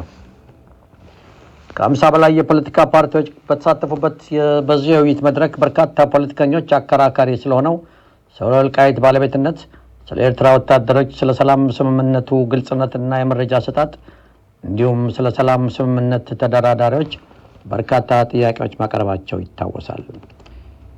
የኢትዮጵያ ሶሻል ዲሞክራቲክ ፓርቲ የኢሴዶፓ ምክትል ፕሬዝዳንት ዶክተር ራሄል ባፌ ከወልቃይት ጋር እየተነሳ ያለው ጉዳይ ከዚህ ቀደም ኢትዮጵያ በአንድ በኩል የባህር በር ስታጣ በሌላ በኩል ደግሞ ወልቃይትን በመቀማት አገሪቱ ከሌላ ሀገር ጋር እንዳትገናኝ ለመዝጋት የተደረገ እንቅስቃሴ በመሆኑ መንግስት ጉዳዩን እንዴት የተከታተለው ነው ሲሉም ጠይቀዋል። በሰላም ስምምነቱ ትግራይ ክልል ከአማራና ከአፋር ክልሎች ጋር በሚዋሰንባቸው አካባቢዎች የሚነሱ ጉዳዮችን በተመለከተ ስምምነቱ ምን እንደሚል በዚህ የተዳፈነ እሳት ላይ የታሰበ ነገር ካለ እንዲነገራቸው የጠየቁት ደግሞ ከኢዜማ የተወከሉት ዶክተር ጫኔ ከበደ ነበሩ። የኦሮሞ ፌዴራሊስት ኮንግረስን አመራር አባል አቶ ሙላቱ ገመቹ የኤርትራ ሰራዊት ከትግራይ ክልል አልፎ በቤንሻንጉል ጉሙዝና በኦሮሚያ ክልሎች ውስጥ የተንቀሳቀሰ እንደሆነ ጠቅሰው መንግስት ለምን ዝምታን መረጠ ብለዋል። በፌዴራል መንግስትና በህወሓት መካከል የተካሄደው የሰላም ስምምነት ለሀገር ተስፋ የፈነጠቀ ቢሆንም ድርድሩ ሲካሄድ የተሳተፉ የብልጽግናና የህወሓት ሰዎች ብቻ መሆናቸው ቅሬታ እንደፈጠረባቸው የገለጹት የእናት ፓርቲ ፕሬዝዳንት ሰይፈ ስላሴ አያሌው ናቸው። ዶክተር ሰይፈ በጦርነቱ ዋነኛ ሰለባና ገፈት ቀማሽ የነበሩት የአማራና የአፋር ክልል ህዝቦች ለምን እንዲሳተፉ አልተደረገም ሲሉም ጠይቀዋል። በተጨማሪም የተከናወኑ ያሉ ውይይቶችና ድርድሮች ለህዝብ እየተነገሩ አለመሆናቸውን የጠቀሙት ዶክተር ሰይፈ ስላሴም ሲሞትና ሲቆስል የነበረው ህዝብ መጨረሻ ስለደረሰበት ስምምነት መንግስት መረጃ ሊሰጠው እንደሚገባም አሳስበዋል። ከ4 ዓመት በፊት የኦሮሞ ነጻነት ግንባር ኦነግ ከነበረበት ኤርትራ ወደ ኢትዮጵያ እንዲገባ ሲደረግ መንግስት ፈጸምኳቸው ያላቸውን ስምምነቶች በርካታ ቢሆኑም ለህዝቡ ግልጽ ሳያደርጉ አሁንም የሚታየው ጥፋት ስለመከሰቱም አክለው ተናግረዋል። ጠቅላይ ሚኒስትሩ የብሔራዊ ደህንነት አማካሪ ለተነሱ ጥያቄዎች ማብራሪያ ሰጡ። የወልቃይት ጉዳይ በህገ መንግስቱ መሰረት ይፈታል ብለዋል። ከጅምሩ የጦርነቱ ዓላማ ወልቃይትን ማስመለስና ህወሓትን ማጥፋት አልነበረም ያሉት ረዳዋን አምባሳደር የጦርነቱ ዋና ዓላማ የነበረው የሀገሪቱን ሉዓላዊነት ማስከበርና ህገ መንግስታዊ ስርዓት ማስፈን ነበር የሚሉት እንደሆነም አስረድተዋል። ህወሓት አንድ ፖለቲካ ኃይል የማጥፋት ዓላማ ያለው ሰው ይኖራል፣ ነገር ግን የፌዴራል መንግስቱ ዓላማ አይደለም ብለዋል። ወልቃይት በአማራና በትግራይ ክልሎች መካከል ያለ ጸብ ነው። በሁለቱ ክልሎች መካከል ያለው ጸብ ደግሞ የሚታየው የፌዴሬሽኑ ምክር ቤት በሚመራው ስርዓት ነው ሲሉ ነው መልስ የሰጡት። የፌዴራል መንግስት አቋም ተራ በተራ ጡንቻ እየተፈታተነ አንዳች ሌላችንን ማንበርከክ ይቁም የሚል መሆኑን የገለጹት የብሔራዊ ደህንነት አማካሪው ወልቃይትን ከዚህ ቀደም ህወሓት ጡንቻ ስለነበረው በጉልበት ወስዷል። አሁን ደግሞ ህወሓት ሸብረክ ሲል ጡንቻ ያለው አካል ሊወሰድ ካልን መጪው ትውልድ 20 ዓመት ጠብቆ ድንገት ጡንቻ ካገኘ ይወስደዋል። ስለዚህ ዘላቂው መፍትሄ ጡንቻ ሳይሆን ህግና ስርዓት ነው በማለት ነው የገለጹት። አንድ ሰው ትግራይን ሲወድ ካርታውን ብቻ ሳይሆን ህዝቡን ነው። ነገር ግን ካርታውን ወዶ ህዝቡን መጥላት አይቻልም ሲሉም አክለዋል። ቲፎዞና ደም መርጠን መለቃቀስ ይቀር፣ የትም ቦታ ሰው ሲሞት ሁላችንም ሊሰማን ይገባልም ብለዋል። አምባሳደር ረዳዋን ኤርትራን በተመለከተ ምላሽ ሲሰጡ የኛ ወገን የምንችላቸው የህወሓት ሰዎች ወይንም የኛ ወገን የምንላቸው የህወሓት ሰዎች ለ30 ዓመታት ታገልኩለት ያሉትን ህዝብ ለ30 ዓመታት እየቀለበ እየጠበቀ አብሮ እየሰራና እያረሰ የኖረውን ሰራዊት ከጀርባው ወርደው ሜዳ ላይ ሲጥሉት የታደጉት እነዚህ ሰዎች ናቸው። ለአጭር ጊዜም ቢሆን ውለታን መርሳት ነውር ነው ብለዋል። በሶስተኛው ዙር ሀገሪቱን ለመጨረሻ ጊዜ ለማፍረስ በተካሄደው ጦርነት የፌዴራል መንግስት በቆቦ በኩል ባለው ዳገት ላይ ወደ ላይ መውጣት ላዳገተው ህወሓት ያለውን መልክዓ ምድራዊ ጠቀሜታ ተጠቅሞ ቆቦን ተቀጣጥሮ እንደነበረም አስታውሰዋል። ወቅቱ ክረምት ስለነበረ በምዕራቡ በኩል ተከዜን ሰራዊቱን ማቋረጥ ባለመቻሉ በዛላምበሳና በአዲግራት ለመምጣት ተከዜን መሻገር የኤርትራ መንግስት በመፍቀዱ ጦርነቱ ሊቀለበስ መቻሉንም አክለው ተናግረዋል። ለአጭር ጊዜም ቢሆን በራቸውን ባይፈቅዱልን ኖሮ ይህንን ጦርነት መቀልበስ አይቻልም ነበር፣ እንደ ሀገር ከባድ ፈተና ውስጥ እንወድቅ ነበር ሲሉም ነው ያስረዱት። የኤርትራ መንግስት ይህን ያደረገው ህወሓት በዛ ጊዜ የጋራ ጠላታችን ነበር፣ ይሁን እንጂ ህወሓት የጋራ ጠላት የሚሆነው ትጥቁን እስኪፈታ ነው ያሉት ሬዳዋን ትጥቁ ከሌላ አደጋ አይሆንም ብለዋል። ትጥቁ ከሌለ ደግሞ አደጋው ይህን ያህል ነው ያሉት። በፖለቲካ መጠላላትና መለያየት ሲኖር ያለ ሶስተኛ ወገን በራችንን ዘግተን መነጋገር እንችላለን።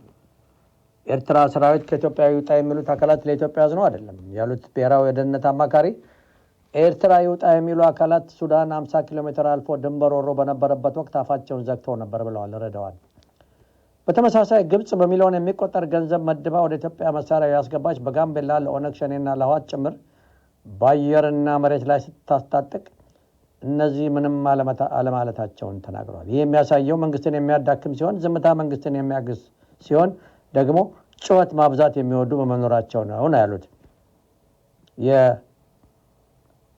የመንግስት የደህንነት አማካሪው አምባሳደር ረዳዋን። በመሆኑም ኤርትራ እኛን አስቸገረን ካላል ምን አሳሰባቸው? ኤርትራ ባስቸገረን ጊዜ እኛ ራሳችን በቃን እንላለን። የኢትዮጵያ ሉዓላዊነት ካሳሰባችሁ ሱዳን ትውጣ ብላችሁ መግለጫ አውጡ፣ ከዚያ ኤርትራ ትውጣ ብትሉ እኛ መረዳት እንችላለን በማለት ነው የተናገሩት። በሌላ በኩል እኛን በእኛ አስታኮ ኤርትራ መንግስት መውጋት ለሚፈልግ ኃይል አንተባበርም። ቢያንስ ከተፈጠረው የሰላም ስምምነት አንጻር እኛ እንዳንፈርስ አግዘውናል። የጋራ ጠላት የነበረን ቢሆንም ትጥቁን የፈታ የህወሓት ታጣቂ ግን ኢትዮጵያዊ ነው ብለዋል።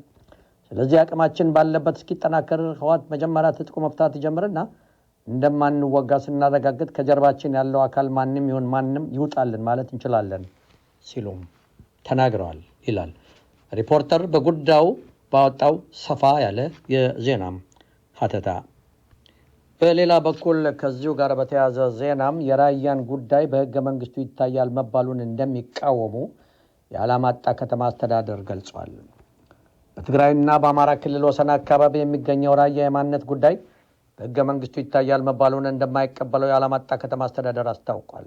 መንግስት በራያና በወልቃይት በኩል ለዘመናት እየተነሱ ያሉ የወሰን ጥያቄዎች በህገ መንግስት ይፈታሉ ማለቱ የሚታወስ ሲሆን የአላማጣ ከተማ አስተዳደር ግን ጉዳይ እንደሚቃወምና ህዝበ ውሳኔ መደረግ እንዳለበት እየገለጹ ነው። የራያ ጉዳይ በህገ መንግስቱ ይታያል መባሉን እንደማይቀበሉትና የህዝበ ውሳኔ እንዲደረግ በእንቅስቃሴ ላይ መሆናቸውን የአላማጣ ከተማ አስተዳደር የፖለቲካ ጉዳዮች ኃላፊ አቶ ሞገስ እያሱ ለሪፖርተር ገልጸዋል። መንግስት የማንነት ጥያቄ ላላቸው አካባቢዎች የራሴን ህጋዊ የሆነ አካሄድ እንከተላለሁ ማለቱን የጠቀሱት የፖለቲካ ጉዳዮች ኃላፊው እኛ እንደ ህዝብ ህገ መንግስቱ ከመጽደቁ ከ1987 ዓ.ም ጀምሮ ግፍ እየደረሰብን ነው ያሉት። ህገ መንግስቱ ከመውጣቱ በፊት ወደ አማራ ክልል ስለተከለልን አሁን ህገ መንግስቱን መሰረት አድርገን አናስተናግድም። ስለዚህ ወደ ወሎ መተናል የሚለው ውሳኔ የአብዛኛው ህዝብ ነው ሲሉ ነው ያስረዱት። ሪፖርተር ከዚሁ ጋር በማያያዝ ባወጣው ዜናም በተያያዘም ከህግ ውጭ መሄድ ተገቢ ስላልሆነ ውሳኔው ህዝብ ወይም ሪፈረንደም ሊካሄድ ይችላል የሚል አቋሞች እንዳሉ ነው እኚሁ ባለስልጣን የገለጹት ብለዋል ሪፖርተር። እስካሁን በአማራ ክልል እንደተከለል ነውና አሁን ባለው ቢሆን ይሻላል፣ ካልሆነ ደግሞ ሪፈረንደም የሚደረግ ከሆነ ለሪፈረንደሙ ዝግጅት እያደረግን ነው ሲሉ ነው አቶ ሞገስ የገለጹት። በህገ መንግስቱ መሰረት መታየትም መጠየቅ የለብንም ያሉት አቶ ሞገስ ምናልባት ይህ አሁን ላለው መንግስት አሳማኝ ሆኖ ካልቀረበና ወደ ሪፈረንደም የሚካሄድ ከሆነም ሙሉ ዝግጅት እየደረገ ስለመሆኑ አብራርተዋል።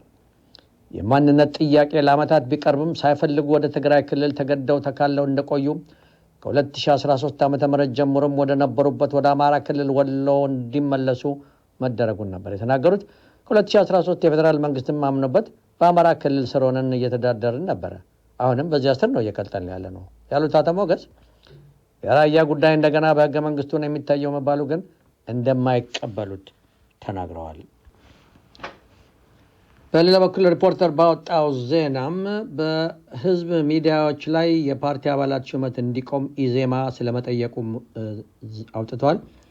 የህዝብ ሚዲያዎች ተቋማት እንዲያስተዳድሩ ከሙያው ጋር ምንም አይነት ትውውቅ የሌላቸውን የፓርቲ አባላት መሾም እንዲቆም የኢትዮጵያ ዜጎች ለማህበራዊ ፍትህ ኢዜማም ጠይቋል። በህዝቡ ገንዘብ አስተዳደሩ በዘመናት ሂደት እንደሰማቸው የህዝብ መሆን ያልቻሉ ተቋማት ኢህአዴግ የአመራር ለውጥ አምጥቶና ስሙን ወደ ብልጽግና ቀይሮ የለውጥ ሂደት ተጀምሯል ከተባለ በኋላ ተስፋዎችን ያሳዩ የነበረ ቢሆንም በዘላቂነት ነው የሚባል የመፍትሄ እርምጃዎች አለመወሰዳቸውን ፓርቲው ታህሳስ 20 ባወጣው መግለጫ አስታውቋል። ይባስ ብሏል ኢዜማ ገለልተኛ ሊሆን የሚገባቸውን እነዚህን ተቋማት እንዲያስተዳድሩ ከሙያ ጋር ምንም አይነት ትውውቅ የሌላቸውን የፓርቲ አባላት በመሾም ነፃ ሆነው የህዝብን ጥቅም እንዳያስከብሩ እንዳደረጋቸው መግለጫ አካቷል። በየክልሎች የተቋቋሙት የህዝብ መገናኛ ብዙኃን የሀገሪቱ የፖለቲካ ስሪት የሆነ ቋንቋና ብሔርን መሰረት ያደረገው ፌዴራሊዝም ነጸብራቅ በመሆናቸው በአካባቢው ቋንቋ መረጃዎችን የማድረስ መልካም ዕድልን በመጠቀም እውነተኛ መረጃዎችን ከማድረስ ይልቅ የተዛቡ መረጃዎችን ሲያደርሱ እንደሚስተዋሉም አትተዋል። ከሰሞኑ እንኳን በአዲስ አበባ መንግስት ትምህርት ቤቶች ከኦሮሚያ ባንዲራና መዝሙር ጋር በተከሰተው ችግር ላይ በህዝብ መገናኛ ብዙኃን የሚሰራጩ መረጃዎች ከተጨባጩ እውነት የራቁ የህዝብን ድምፅ ያላሰሙ የፖለቲካ ፓርቲዎችን የሲቪክ ማህበራትና ከእውነታው ጋር የቆሙ የመንግስት ተቋማትን ሀሳብ በምንም መልኩ ያላካተቱ የመንግስት ኃላፊዎችን ሀሳብ ብቻ የሚያስተናግዱ መሆናቸውን መግለጫው አመልክቷል ይላል ሪፖርተር የኢዜማን መግለጫ አስከትሎ ባወጣው ዜና። በተጨማሪ የተዛባ መረጃ በማሰራጨት ለዘመናት በሰላም አብሮ የኖረን ህዝብ የማጋጨት አደገኛ አዝማሚያ ስለመታየቱና እየተጠየቀ ያለው ጥያቄ ከክልል አርማና መዝሙር ጋር የተያዘ ሆኖ ሳለ ጉዳዩን ከአፍ መፍቻ ቋንቋና ከማንነት ጋር አያይዘው ያቀረበው የመንግስት ኃላፊዎችን ሀሳብ ደጋግሞ ማስተጋባት አባዜ ላይ መውደቃቸውን መግለጫው አትቷል። የመንግስት ኃላፊዎችም ቢሆኑ ቋንቋና የማህበረሰብ ማንነትን የተመለከተ ጥያቄ ባልቀረበበት ሁኔታ የቋንቋ ጥላቻ እንዳለ አድርጎ ከፓርላማ ጀምሮ እስከ መገናኛ ብዙኃን ስቱዲዮዎች ድረስ ደጋግሞ ማስተጋባት ግጭት መቀስቀስ መሆኑን አስታውቋል። ኢዜማ በዚህ ጉዳይ በማያያዝም በሩዋንዳ የደረሰውን የዘር ፍጅት ሚዲያዎች እንደቀሰቀሱት ያስታወሰው የኢዜማ መግለጫ ከህዝብ ማንነት ጋር የተገናኙና ስሜታዊ የሚያደርጉ የሐሰት ዘገባዎችን በስፋት ማሰራጨት ከባድ ወንጀል መሆኑን ሊታወቅ ይገባል ብሏል። በህዝብ ሚዲያዎች ባለፉት ሳምንታት በዜና ትንታኔ በፕሮግራም መልክ ከ10 ጊዜ በላይ ይህንኑ የአዲስ አበባን የመንግስት ትምህርት ቤቶች ጉዳይ በተመለከተ አሳሳች መረጃዎች መሰራጨታቸውን አስታውቋል። መንግስት የህትመት መገናኛ ብዙኃን በወረቀት የህትመትና ሌሎች የህትመት ግብዓት ዋጋ መናር ከገበያ እየወጡ በመሆኑ የዘርፉን ችግር የሚቀርፉ የፖሊሲ ማሻሻያዎች በሚዲያዎች ላይ እንዲያደርግም ፓርቲው ጠይቋል። በመጨረሻም በቪኦኤ እና የዓለም የዜና ማሰራጫዎች እንደዘገቡት ታዋቂው ስፖርተኛ ዓለም አቀፍ የእግር ኳስ ታሪክ ውስጥ ከፍተኛ ስም ያለው ፔሌ በ82 ዓመቱ ከዚህ ዓለም በሞት መለየቱን የዜና ምንጮች እየገለጹ ነው። በልዩ አስማታዊ የእግር ኳስ ችሎታው የሚታወቀውና ባለፈው ማዕተ ዓመት ከተፈጠሩት ስፖርተኛ መሪ ተደርጎ የሚታየው የብራዚሉ ዝነኛው የእግር ኳስ ተጫዋች ፔሌ ከዚህ ዓለም በሞት መለየቱን ነው በተለያዩ የዜና ምንጮች ሰሞኑን የተገለጸው። በባዶ እግር በሚያስኬድ ድህነት በዘመናዊ ታሪክ እጅግ ታዋቂ እግር ኳስ ተጫዋች ለመሆን የበቃው ፔሌ በትልቅ አንጀቱ ላይ እባጭ በመታየቱ ላለፉት ወራት ወደ ሆስፒታል ሲመላለስ መቆየቱ ይታወሳል። በሙሉ ስሙ ኤድሰን አራንቴስ ዶ ናስሜንቶ በመባል የሚታወቀው ፔሌ 1281 ጎሎችን በማስቆጠር በዓለም ክብረ ወሰኑን አሁንም የያዘ ሲሆን የዓለም ዋንጫን 3 ጊዜ በማንሳት ብቸኛው ተጫዋች ነው። በተለየ ብቃቱና በተወዳጅ ፈገግታው የሚታወቀው ፔሌ እግር ኳስ በዓለም ተወዳጅ እንዲሆን አስተዋጽኦም አድርጓል ይባልለታል። ለ70 ዓመታት በቆየ ስራውም በተጫዋችነትና ለስፖርቱ አምባሳደር በመሆንም አገልግሏል። ይህንኑ ፔሌን በሚመለከት ከዜና በኋላ ከጋዜጠኛ ፋሲል ረዲ ጋር በምናደርገው ቃለ ምልልስ ሰፋ አድርገን እናቀርበዋለን። የተከበራቸው አድማጮች ለዛሬ ያለን ዜናም ይኸው ነው። The TAPA pilot program offers legal assistance to low to moderate income families in Dallas with disputed title issues to prevent foreclosures and tax penalties. Clarifying title ownership promotes neighborhood stability and helps homeowners to become eligible for various home improvement funding projects. For more information, 469-708-0022 or texastapa.com. ስልካችን 972-647-1893 ነው። 972-647-1893 ነው። ወደ ፋሲል ቃለ ምልልስ ከመሄዳችን በፊት የከተማ ልጅ የከተማ አንዲት የገጠር ሴት ስለ ከተማ ልጅ ያላትን አድናቆት እየገለጸች ነው። አጠገቧ ያለው ሌላው የገጠር ልጅ ደግሞ ይህን ብዙ አልወደደውም። በቀልድ መልክ እስቲ እንስማው።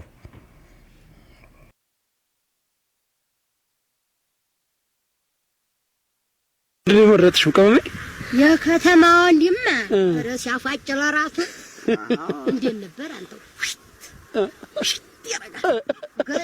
ታረጋለህ ዙር ያንታለው ኩኒ አነጋገሩ ለራሱ አሁን ተህድ ከርፈፍ ትላየ ጠጋለኝ ሞሽ ታገር የመጥቼ ትራንስፖርት ብራጥቼ ላሳረው ይወርሳል አልኩት። ወርበልም መና ገብተሽ ነበር። ምን ብዬ ለምን አዲው ሰጠኝ እንጂ መጥቶ ሊያወጋ ይፈልጉ ይቀራረበ ይፈልጉ ከራስ ሰማይ ለምናም ገብተሽ ቆይ አሁን እንዲው ያሁኑ ቢሆን እኮ እዚህ ገጠር ቢሆን አውረትህ አስረዲትህ ለምን ነው እዛ እኮ አይዞሽ አብሽሪ ይዞሽ ዲያቃልኩት ንቀት ያልሽ ነሽ አለኝ። ቀመም ይባላል አልኩት። መንገድ ጠፍቷቸው አይደለም መንገድ ጠፍቷቸው በዚህ በእናት እሻው ቆርጠና አይደለም አዲሱን ብር 200 ዘጠኝ ኧረ ተይ ወርቅ ሆኖ ባዝ ነው አቆይ አርኩኝ እንትን እንዲያትላት አንተ ምናምን አላ ከፈረው እዛ የሚለፈልፉ አይደል እዛ መታዱ ደሞ አፋቸው አይሰማም ወያሮች አይናጁም ብዙ አንቺ ብለይተሻል አቆይ እንደው አሞላቀው ነው ታዲያ እናቱ ነፍሴ ተገበለች እንጂ የኔ ቆንጆ ኧረ ምን አሻካልኩት ተብዬ እንዲያስፎግር ነው ይቺ ታዲያ ባፋሞት የገብቱ ቢወት ይገታት እንደ ባፋሞትም እንዲያዙልኝ እንደ ባፋሞትም ይችል ምን ማለት ባፋሞት ባፋሞትም እንደ አልሞትም እንደ አባቴ ሙተሻል ነገር ረቻ ነገርሽኝ እኮ ቆንጆ ተብለሽ ትጥተኝ እኮ ይኸው ነገሩ አበቃ። ትብብር ነው የማይደረስክበታል። በትብብሩማ እኛስ በዚህ የከተማ አንተ አሁን ተመጅ ብትለኝ እንዴ ነው የምትለው? አንቺ ዲንቆሮ ጠጋቢ እኮ ነው የምትለው። የከተማ እንዳልነካኝ የከተማ ምን ነው የሚሉኝ? አንቺ ዲንቆሮ ተጠጊ ነው የሚለው የከተማ ለፈገግታህ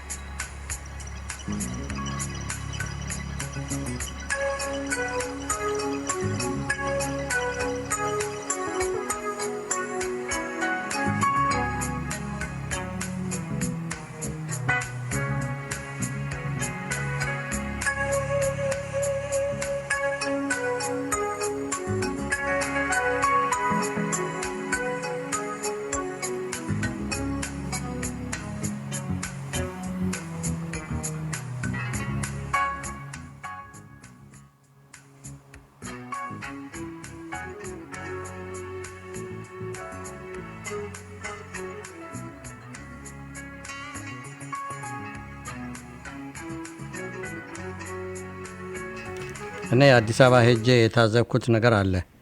ምናልባት አንቺም እንጃ ልብ ብለሽ ከሆነ አማርኛ የሚችል ሰው ነው። ቆይ እስቲ ይህን ነገር መጀመሪያ ላስቆመውና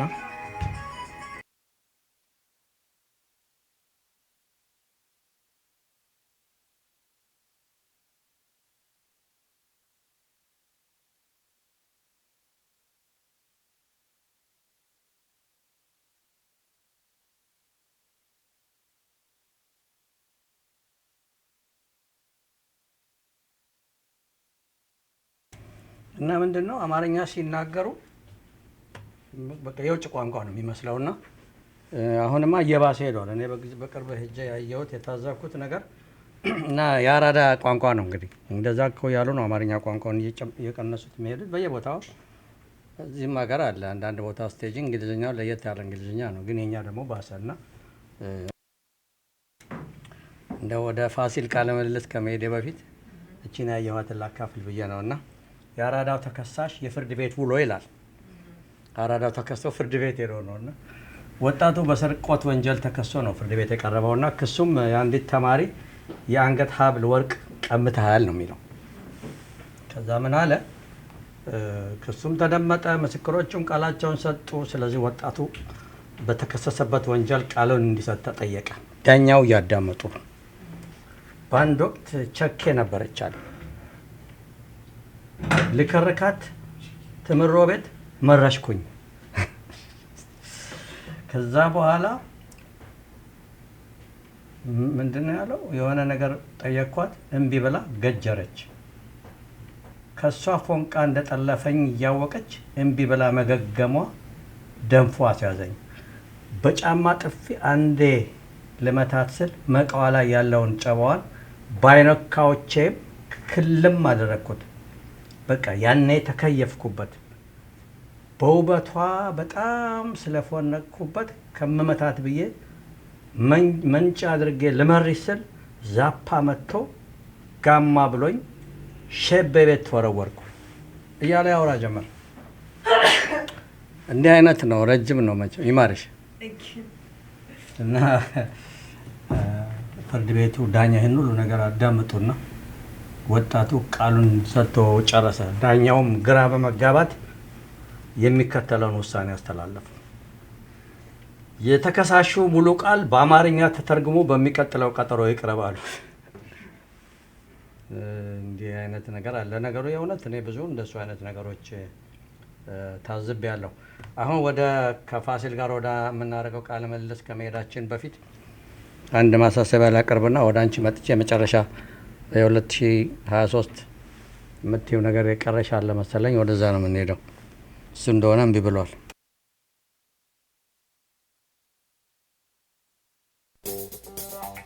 If you need to get into some classic funk soul grooves, KNON Now Streaming has got your hookup. Hi, I'm Dallas Parker, and I host Classic Funk Soul Grooves on KNON Now Streaming Mondays, noon to 2 p.m. Central Time on KNON's internet station at knonow.org.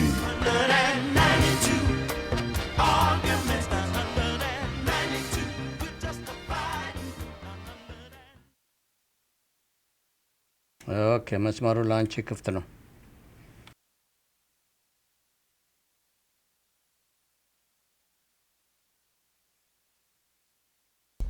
ኦኬ፣ አይ እንትን ማይክ እየጠበቅን ነበረ። ያው በዚህ ሰዓትም እያወራን ስለሆነ እንትን አድማጮቻችን እናንተም ጥያቄም ወይ የኒው ይር ሬዞሉሽናችንንም ለእኛ እንድንሰማ ማቅረብ ከፈለጋችሁ ቁጥራችን 972-647-1893 ነው።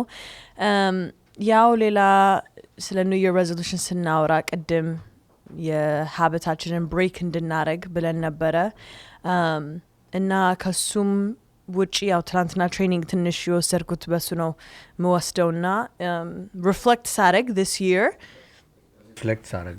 ሳስብበት የ2022 ሪፍሌክት ሳረግ ብሎ አማርኛ አለ እንዴ?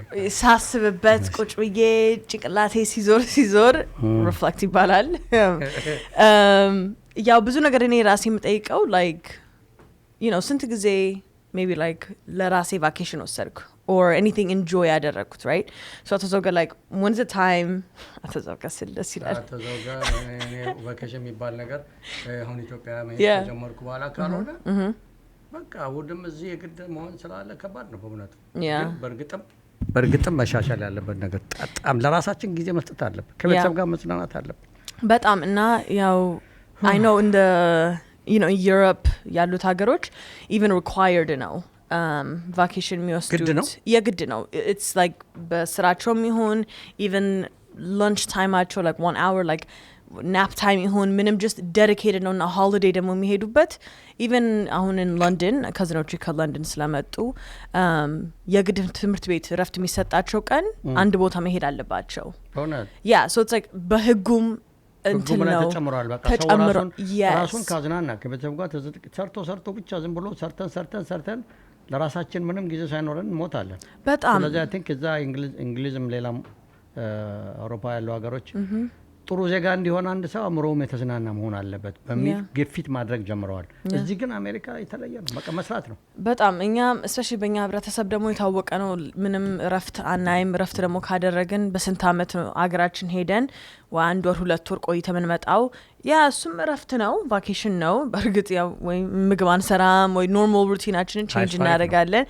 እሱ በጣም ቤኔፊት አለው። ግን ስቲል እዚህም ሆነን ብዙ ኢቨን እኔ ሳድግም እንትን ዝም ብሎ ቫኬሽን መሄድ ምናምን አልለመድንም። ቢካዝ ኢትስ ጀስት ሜቢ ፋይናንሻሊ እንትን ዌል ኦፍ ሳትሆን ሜቢ ኢትስ ላይክ ኤክስትራ ነገር ነው። የገንዘቡ ብቻ ሳይሆን እንትኑ ልምዱም የለንም። ትንሽ ነገር ማድረግ ከቤተሰብ ጋር በቃ በተወሰነ ጊዜ በጀት ውስጥ ከቶ በአመት በ3 ወር በ6 ወር አንዴ ተነስቶ መሄድ ያ እና ብዙ ደግሞ ሪሰርች የሚያሳየው in a year at least 2 times vacation መሆን ይችላል። it doesn't have to be like ብዙ ሰው ደግሞ ያስበው like ሌላ ስቴት መሄድ አለብኝ or ሌላ ሀገር መሄድ አለብኝ or በጣም ትልቅ በቃ like ዱባይ ባሊ ምናምን ብለው ያስባሉ። ግን በአቅማችን ሆኖ ራሱ even ከዚህ ኦስቲን is what 4 hour መንገድ ኦስቲን ራሱ ስንት ነገር የሚታያለ ሂውስተን anything local, even Arizona, not Arizona, what is it? The one, Arkansas, Oklahoma. Arkansas hot spring የሚባላል። There you go. See? ቅርብ ነው hot spring. Very. በጣም የሚገርም ቦታ ነው። Yeah, የሚታዩም ነገሮችም አሉ። የሄድንበት ቦታ ነው። Oh wow. በጣም ቅርብ ሆኖ Yeah. የተፈጥሮ ውሃ ነው እንደ ሶደሬ ማለት ነውና exactly እንደሱ አይነት ቦታ ኮስቱም አነስተኛ ነው በጣም ያ እና ፕላን ከተደረገ ሰዓታችንም እየደረሰ ነው። 22 ደቂቃ የሚፈጅ ውይይት አለን ምን ሄድበት ከኢትዮጵያ ሀሳቤ ብቻ ይሄንን አመት ሁላችንም መውሰድ የምንችለው ብዙ ሞትም ነበረ ይሄንን አመት በቅርብም ባክ ቱ ባክ በጣም ሀዘን ላይ ነበርን ብዙዎቻችን እና በሱም ትምህርት አድርገን ትልቅም ሳይሆን ትንሽ ነገር ከቤተሰቦቻችን ጋር get together ሆኖ ቫኬሽን ይሁን even 2 days weekend ላይ እንኳን get away አድርጋችሁ ፕላን ብናደርግና ራሳችንን ትንሽ ፈታ አድርገን ዘና ማድረግ ትልቅ ነገር ነው ብዬ አስተላልፋለሁ። ሂውስተን ማን ነው የሚባለው እዛ አለ ኦስተን አለ ቅርብ ጋልብስተን አለ ጋልብስተን ያ ቢች ያለው ሪሊ ይሄ አሁን ያነሳሽው በጣም ብዙ ጊዜ ተደጋግሞ የሚነገር ከቤተሰብ ጋር ጊዜ ማጥፋት ለራስ ጊዜ መስጠት በጣም አስፈላጊ ነገር ነው ያነሳሽው። 96471893 መስመራችንን በቀጥታ ወደ አዲስ አበባ ነው የምናዞረው ከጋዜጠኛ ፋሲል ጋር። ፋሲል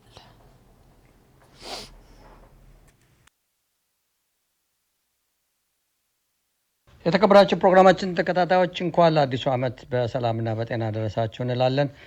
እንደገና እኔ ከዚህ ከዳላስ ቴክሳስ፣ ጋዜጠኛ ፋሲል ረዲ ደግሞ ከአዲስ አበባ ለሳምንታዊ ፕሮግራም ተገናኝተናል። ጤና ይስጥልኝ ፋሲል። ጤና ይስጥልኝ ዘውገ፣ እንደምን አምሽተሃል? በጣም ሰላም ነኝ። እንግዲህ በዚህ አመት እኛ በየአመቱ 3 በዓል ነው የምናከብረው። መጀመሪያ የፈረንጆች ገና አለ፣ ከዛ የአዲሱ አመት ያው ዛሬ 2023ን ይዘናል። ጃንዋሪ 1 ነው። በሚቀጥለው ሳምንት የገና በዓል ይከበራል። የገና በዓል በተከበረ በማግስቱ ነው እና የምንገናኘው። ፕሮግራማችንን እንግዲህ ከመጀመራችን በፊት የአቡነ ጎርጎሪዎስ ተማሪ አንተ ልጅ ናቲ የገና መዝሙር ይዘምርልናል። እንኳን አደረሳችሁ በሚል በሚቀጥለው ሳምንት ገና ካለፈ በኋላ ስለምንገናኝ ቀጥታ ወደ ናቲ እንሂድ። ናቲ አቤት። በል መዝሙርን ጀምር። ደህና ነህ? ደህና። በል ቀጥል። እሰይ ተወለደ ያለ መድኃኒት ያለ መድኃኒት መድኃኒት ይኸው ተወለደ ያለ መድኃኒት ለመድኃኒት ለመድኃኒት ባተከትሉ ሊሰግዱ በሙሉ ሊሰግዱ በሙሉ ሊሰግዱ በሙሉ ተወለደ ያለ መድኃኒት ያለ መድኃኒት ያለ መድኃኒት ይኸው ተወለደ ያለ መድኃኒት ያለ መድኃኒት ያለ መድኃኒት። አመሰግናለሁ። አንደኛ ነን እንጂ የምናመሰግነው ፕሮግራሙን በሚከታተለው አድማጮች ሁሉ ስም አንተንም ያሳድግ እንላለን። ይህንን እንኳን ተወለደ የሚለውን መዝሙር ስለዘመርክልን በጣም እናመሰግናለን። ናቲ ጎበዝ ነህ አንተ፣ በጣም ጎበዝ ልጅ ነህ። አመሰግናለሁ። መልካም እንግዲህ ፋሲል ጥሩ ጀምሮልናል ፕሮግራማችንን። ናቲ በመዝሙር ወደ ጉዳያችን እንግዲህ ስንመለስ የሰሞኑ ታላቅ ዜና ፔሌ ነው። ፔሌ ምናልባትም በታሪካችን ምንም እንኳን ጉዳዩ መነጋገሪያም ቢሆን በእኔ እምነት መነጋገሪያ መሆን የለበትም። ፔሌን የሚተካ ድንቅ ተጫዋች ይኖራል ብዬ አልገምትም። ሆኖም ግን መቼም ታሪክ ይሰራል። ታሪክ ሰሪዎች ሞት አይቀርምና ያርፋሉ። በዚህ ሳምንት ይህንን ታላቅ ሰው ዓለም አታለች። በዛ በኩል አንተም ሰሞኑን የተለያዩ ፕሮግራሞች ያቀናበርክ ስታቀርብ እንደነበር እኔም ተከታትያለሁ። በዛ በአንተ እይታን ጀምር ይህንን ታላቅ የዓለማችን የእግር ኳስ ተጫዋችን በሚመለከት ብራዚላዊ ፔሌ። ፔሌ በዓለም እግር ኳስ ውስጥ የተለየ ታሪክ ያለው በተለየ መዝገብ ላይ የሚቀመጥ በየ94 ሰከንዱ ጎል ማስቆጠር የቻለ በእግር ኳስ ተጫዋችነት ዘመኑ ተጠቃሽ የሆነ ሰው ነው። በ15 ዓመቱ ፕሮፌሽናል እግር ኳስ ጨዋታን በሳንቶስ እግር ኳስ ክለብ ጀምሮ በ16 ዓመቱ የኮከብ ጎል አግቢነትን መምራት የቻለ እንዲሁም ደግሞ በ17 ዓመቱ ከብራዚል ብሔራዊ እግር ኳስ ቡድን ጋር የዓለም እግር ኳስ ዋንጫን ያሸነፈ ሰው እንደሆነ ይታወቃል። ፔሌ ያደገበት የድሆች መንደር ነው። ቤተሰቦቹ ድሆች ነበሩ። የቤተሰቡን የኑሮ ፍላጎት ለማሟላት እንዲሁም የራሱን ሆድ ለመሙላት ሊስትሮ ሆኖ በመስራት የተለያዩ ዝቅተኛ ስራዎችን በመስራት ግን ደግሞ አይ ሃቭ ኤ ድሪም ወይም ደግሞ ህልም አለኝ በእግሬ ጥበብ ትልቅ ሰው ሆናለሁ የሚለውን ሀሳብ በተደጋጋሚ ለአባቱ እየነገረ እዚህ ደረጃ መድረስ የቻለ የዓለማችን ታላቅ እግር ኳሰኛ ነበረ።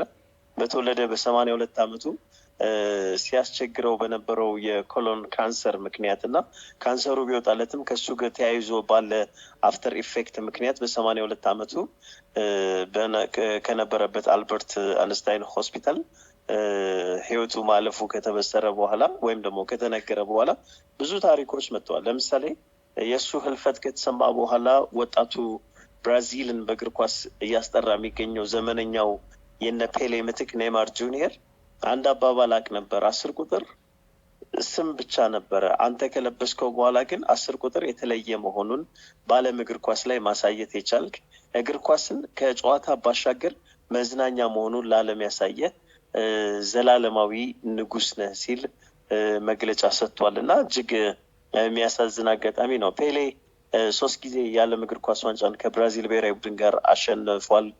ፔሌን ብዙዎች በኳስ ሜዳ ያውቁታል። ከኳስ ሜዳ ውጪ ደግሞ ፔሌ እጅግ በሚያስደንቅ መልኩ በተለያዩ ሰብአዊ ጉዳዮች እንዲሁም ደግሞ ጦርነቶች እንኳን እንዲቆሙ ምክንያት የሆነ ሰው ነው። በእግሩ ጥበብ ዓለምን ያስደነቀው ሰው ከኳስ ተጫዋችነት በኋላ ጦርነቶች እንዲቆሙ፣ ህፃናት እንዲረዱ በተለይ በጎ አድራጎት ተግባራት ላይ ከፍተኛ ሚና የነበረው እግር ኳሰኛ እንደሆነ ይታወቃል። ከዛ ባለፈ ደግሞ በሀገሪቱ የፖለቲካ ስልጣንም አግኝቶ የስፖርት ሚኒስቴር በመሆን ከፍተኛ አገልግሎት የሰጠ በፊፋ በዩኒሴፍ በተለያዩ የበጎ አድራጎት ተቋማት ላይም የበጎ አድራጎት ስራዎችን ሲሰራ የነበረ የዓለማችን ድንቅ እግር ኳሰኛ ነው። ምናልባት ፔሌን ከኢትዮጵያ ጋር የሚያገናኘው አንድ ጉዳይ አለ። ምናልባት ዘውግ አንተም ሰምተው ከሆነ አንተ የምትወደው እሱን አይተህ አሪያ ሆነ ጋዜጠኛ ያደረገ ሰለሞን ተሰማም በአንድ ወቅት ያነሱት ጉዳይ ነበር። ክቡራቱ ይድነቃቸው ተሰማ የሳንቶስ ቡድን ከኢትዮጵያ ቡድን ጋር እንዲጫወት ፍላጎት ነበራቸው። ወይ ኢትዮጵያ ወደዛ እንድትሄድ ወይም ደግሞ ሳንቶስ እና ፔሌ ወደ ኢትዮጵያ እንዲመጡ ጥረት ሲደረግ ነበረና ከኛ ጋር ከሚያገናኘው ታሪክ አንደኛው ይሄ ይመስለኛል። በትክክል ነው። ሳንቶስ ቡድን ወደዚህ እንዲመጣ ሙከራ ሲደረግ እኔ ራሴ በደንብ ነው የማስታውሰው። በሌላ በኩል ፔሌ በጣም የሚገርም ነው። ቅድም ያነሳው ነገር አለ። የሀገሩን ጉዳይ በሚመለከት ፔሌ ዝም አላለም። በጣም ዝነኛ በነበረበት ሰዓት ሀገሪቱ ያለው አስተዳደር ፋሲስታዊ ነው ተብሎ አምባገነናዊ ነው ተብሎ የሚገመት ነበር እና በዓለም ደረጃ ከእሱ ደግሞ በዓለም ታላቅ ተጫዋች ስለሆነ በብራዚልም ተወዳጅ ስለሆነ ከመንግስት ባለስልጣኖች ጋር እንደዚሁ ስለሚገናኝ በተለይ ከፕሬዚዳንቱ አንዳንድ ሰዎች ክሪቲሳይዝ ያደረጉት ነበር። እሱ ግን በቅርብ ሆኖ ፊት ለፊት ያለው ስርዓት እንዲሻሻል ስለ ሰዎች ስለ ህብረተሰቡ ዲሞክራሲ ሀገሪቱ ውስጥ ያለው ኢኮኖሚ የዲዎች የህይወት ኑሮ እንዲሻሻል ጥያቄ ያቀርብ እንደነበር በተደጋጋሚ ከፕሬዝዳንቱ ጋር በዚህ ጉዳይ ይወያይ እንደነበር ነው የሚነገረውና እንዳልከው ከጨዋታው ውጪ ብዙ ተግባሮችን ያፈጸመ ነው። ብዙ ዝነኛ የዓለማችን የእግር ኳስ እና የአትሌቲክስ በሌሎችም ታዋቂ የሆኑ ሰዎች በዛ ልዩ ሙያቸው ብቻ ሳይሆን የበለጠም ከበሬታ ከህብረተሰባቸው የሚያገኙት ለህዝባቸው ቋሚ ጠበቃ መሆን ሲችሉ ያላቸውን ከፍተኛ ጉልበት ተጠቅመው ለህዝብ ድምጽ መሆን ሲችሉ ያ ሁሉ ተደምሮ ነው ለዝነኝነታቸው ዋና ምክንያት የሚሆነውና ፔሌ እንደዛ ነው የሚጠቀሰው። ፔሌን ከሌሎች ምናልባት ዘውቶ ፔሌ ህልፈቱን ከተሰማ በኋላ በብቸኝነት ወደ ብራዚል ኤምባሲ መቀመጫውን አዲስ አበባ ያደረገው የብራዚል ኤምባሲ ደውዬ ነበረ። በዛም የዲፒዩቲ አምባሳደሩን አግኝቻቸው ነበር። ሚስተር ቲያጎ ካርባሎ ይባላሉ። በእርግጥ ስለ ፔሌ ብዙዎቹ ተጨንቋል የኛ ሀገር ሰዎችም እና ፔሌ በመሞቱ ምክንያት ኢትዮጵያን አዝነዋል። እንደ እግር ኳስ ንጉስ እንደ እግር ኳስ ቤተሰብ የሚታይ ሰው ነው ብዬ ጠይቄያቸው ነበርና እዛ ላይ የሰጡት ምላሽ ያስገርማል። እኔ በጣም ኢትዮጵያን እግር ኳስ ወዳጆች እግር ኳስ አዋቂዎች እንደሆኑ አውቃለሁ። ልክ ህልፈቱ ከተሰማ ጀምሮ ኤምባሲ በአካል በመምጣት ስልክ በመደወል በተለያዩ አጋጣሚዎች ያጽናቹ መልእክቶችንም ሲያስተላልፉ ነበር ሲሉ አምባሳደር በቀጣይ ሬዲዮ ፕሮግራሜ ላይ አስተያየታቸውን ሰጥተዋል። እንደገና ደግሞ ከአምባሳደሩ በተጨማሪም የኢትዮጵያ ፉትቦል ፌዴሬሽን ፕሬዚዳንት አቶ ኢሳያስ ጂራንም ስለ ፔሌ ህልፈት ምን ይላሉ ብያቸው ነበር። እሳቸውም ለብራዚል ፉትቦል ፌዴሬሽን የያበርታችሁ የያጽናችሁ ደብዳቤ ጽፈንላቸዋል ብለው ተናግሯል። እንደገና ደግሞ የቀድሞው የኢትዮጵያ ብሔራዊ ቡድን አሰልጣኝ ሰውነት ቢሻውንም ፔሌ ምን ነበር ብዬ ጠይቄያቸው ነበር። እሳቸውን በሰጡት ምላሽ ፔሌ እግር ኳስን ከአንድ ደረጃ ወደ ሌላ ደረጃ ከፍ ያደረገ ለኢትዮጵያ ወጣት እግር ኳሰኞች በወቅቱ ምክንያት መሆን የቻለ ድንቅ ሰው ነው ሲሉ ሀሳባቸውን አሰልጣኝ ሰውነት ቢሻው ሰጥቷልና በኢትዮጵያንም ዘንድ ትልቅ ቦታ የነበረው ድንቅ ሰው እንደነበር ይገልጻል ብዬ ነው እነኚህ ሰዎች በማኝነት ያቀረብኩት። ዘውግሻ በእርግጥም በጣም ጥሩ አድርገህ ከተለያዩ አካባቢዎችም አካተ ነው ስለ ፔሌ ያወራኸው። ፔሌ በዓለማችን መተካ የሌላቸው ሰዎች አሉ ተብሎ እንደሚገመተው ሁሉ በሀገራችን ወደ ድምፃዊነት ስንሄድ ጥላሁን ገሰሰን፣ በእግር ኳስ ታሪክ መንግስቱ ወርቁን ምንም እንኳን ያነጋገር በብዙዎች አሻሚም ቢሆን እንዲህ አይነት በትውልድ ውስጥ አንዳንድ ሰዎች ብቅ ይላሉና በዛም በኩል ፔሌ አንዱ ነው። ክቡራቱ ይድነቃቸው ተሰማ ፔሌንና ማራዶናን አወዳድረው የትኛው ነው የሚሻለው? ብዙዎች ማራዶና ይላሉ፣ ሌሎች ፔሌ የሚል ጥያቄ አቀርበውላቸው የመለሱትን መልስ ከዚህ ከኔናንተ ውይይት በኋላ አቀርበዋለሁ። በጣም በሚገርም አይነት ሁኔታ ነው ሁለቱን እያወዳደሩ ያቀረቡትና ትልቅ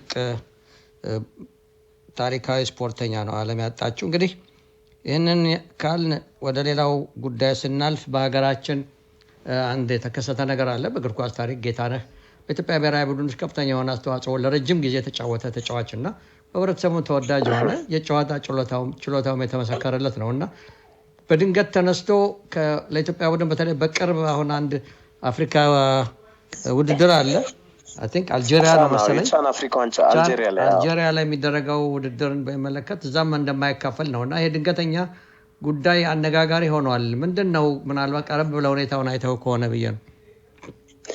ባለፈው ሐሙስ የብሔራዊ ቡድን ዋና አሰልጣኝ ውበቱ አባተ መግለጫ ሰጥተዋል። ጌታነህ ከበደ አልጫወትም እንዳላቸው ውሳኔ እንደሚከበር ከህግ በላይ መሆን እንደማይቻል የሚገልጽ መግለጫ ነው የሰጡት። ለሁለተኛ ጊዜ ነው በአሰልጣኝ ውበቱ አባተ አሰልጣኝነት ዘመን ጌታነህ ከበደ ለብሔራዊ ቡድኑ አልጫወትም ያለበት። ከዚህ ቀደም ውዝግብ ተፈጥሮ ግላዊ ጉዳይ ነው በሚል የቡድኑ ወጌሻ አቶ ይስሐቅ ሽፈራው አስታርቀው ነበር ዋና አሰልጣኙንና ተጫዋች ጌታነህ ከበደን። አሁንም ዳግም ሆኗል። በርካታ ጎሲፖች ይሰማሉ፣ በርካታ ሀሳቦች ይሰጣሉ። አንዳንዶች የዲሲፕሊን ጉዳይ ነው ይላሉ፣ አንዳንዶች የአለመግባባት የእርስ በርስ አለመግባባት ጉዳይ ነው ይላሉ። አሰልጣኙ ግን በተደረገው ጥሪ መሰረት አለመገኘት የሚል አንድምት ያለው ሀሳብ ነው የሰጡትና እንዲህ አይነት ታላላቅ ተጫዋቾችን ማጣት ለሀገር ይጎዳል። ግን ደግሞ ዲሲፕሊን መከበር አለበት። ማንም ከሀገር በላይ አይሆንም። ልጁ በብሔራዊ ቡድን ተሳትፎ በርካታ ጎሎችን ማስቆጠር የቻለ ለብሔራዊ ቡድኑ ትልቅ ግልጋሎት መስጠት የቻለ ድንቅ እግር ኳስ ተጫዋች እንደሆነ ሁሉም ሰው የሚስማማበት ሀቅ ነው። በኢትዮጵያ ብሔራዊ ቡድን ታሪክ ምናልባት ከነ ሰላዲን ሰይድ ከነ ጌታነህ ከበደ ጋር አብሮ መጫወት የቻለ ምናልባትም በኢትዮጵያ ብሔራዊ እግር ኳስ ቡድን ታሪክ በርካታ ስራዎችን ማድረግ የቻለ እንደነ መንግስቱ ወርቁ እንደነ ኢታሎ ባሳሎ ሉቻኖ ባሳሎ ጎል በማስቆጠርም በተለይ መንግስቱ ወርቁና ሉቻኖ ባሳሎ ድንቅ የነበሩ ጎል አስቆጣሪዎች እንደሆኑ ይታወቃልና በአፍሪካ ዋንጫ ታሪክ ከዛ በኋላ ብዙ ጎሎችን በማስቆጠርም ስማቸው ከሚጠሩ ተጫዋቾች መካከል ግንባር ቀደሙ እንደሆነ ይታወቃልና የሚሰሙ ጎሲፖች አሉ፣ ኮሪደር ቶኮች አሉ። አሁን ምንድነው ብንሰማቸው ጎሲፕ እና ኮሪደር ቶክ ያልካቸው ነገሮች ምን ያህል ለመስማት እንደሚያጓጉ ታውቃለህ?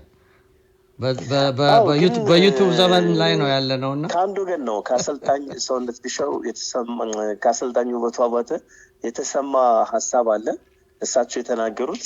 ግን ደግሞ አንዳንድ የሚሰሙ ነገሮች ጌታነህ ወደ ቡድኑ ሄዶ ትሬኒንግ ምንድነው ጂም ሰርቶ እንደነበር ይታወቃል።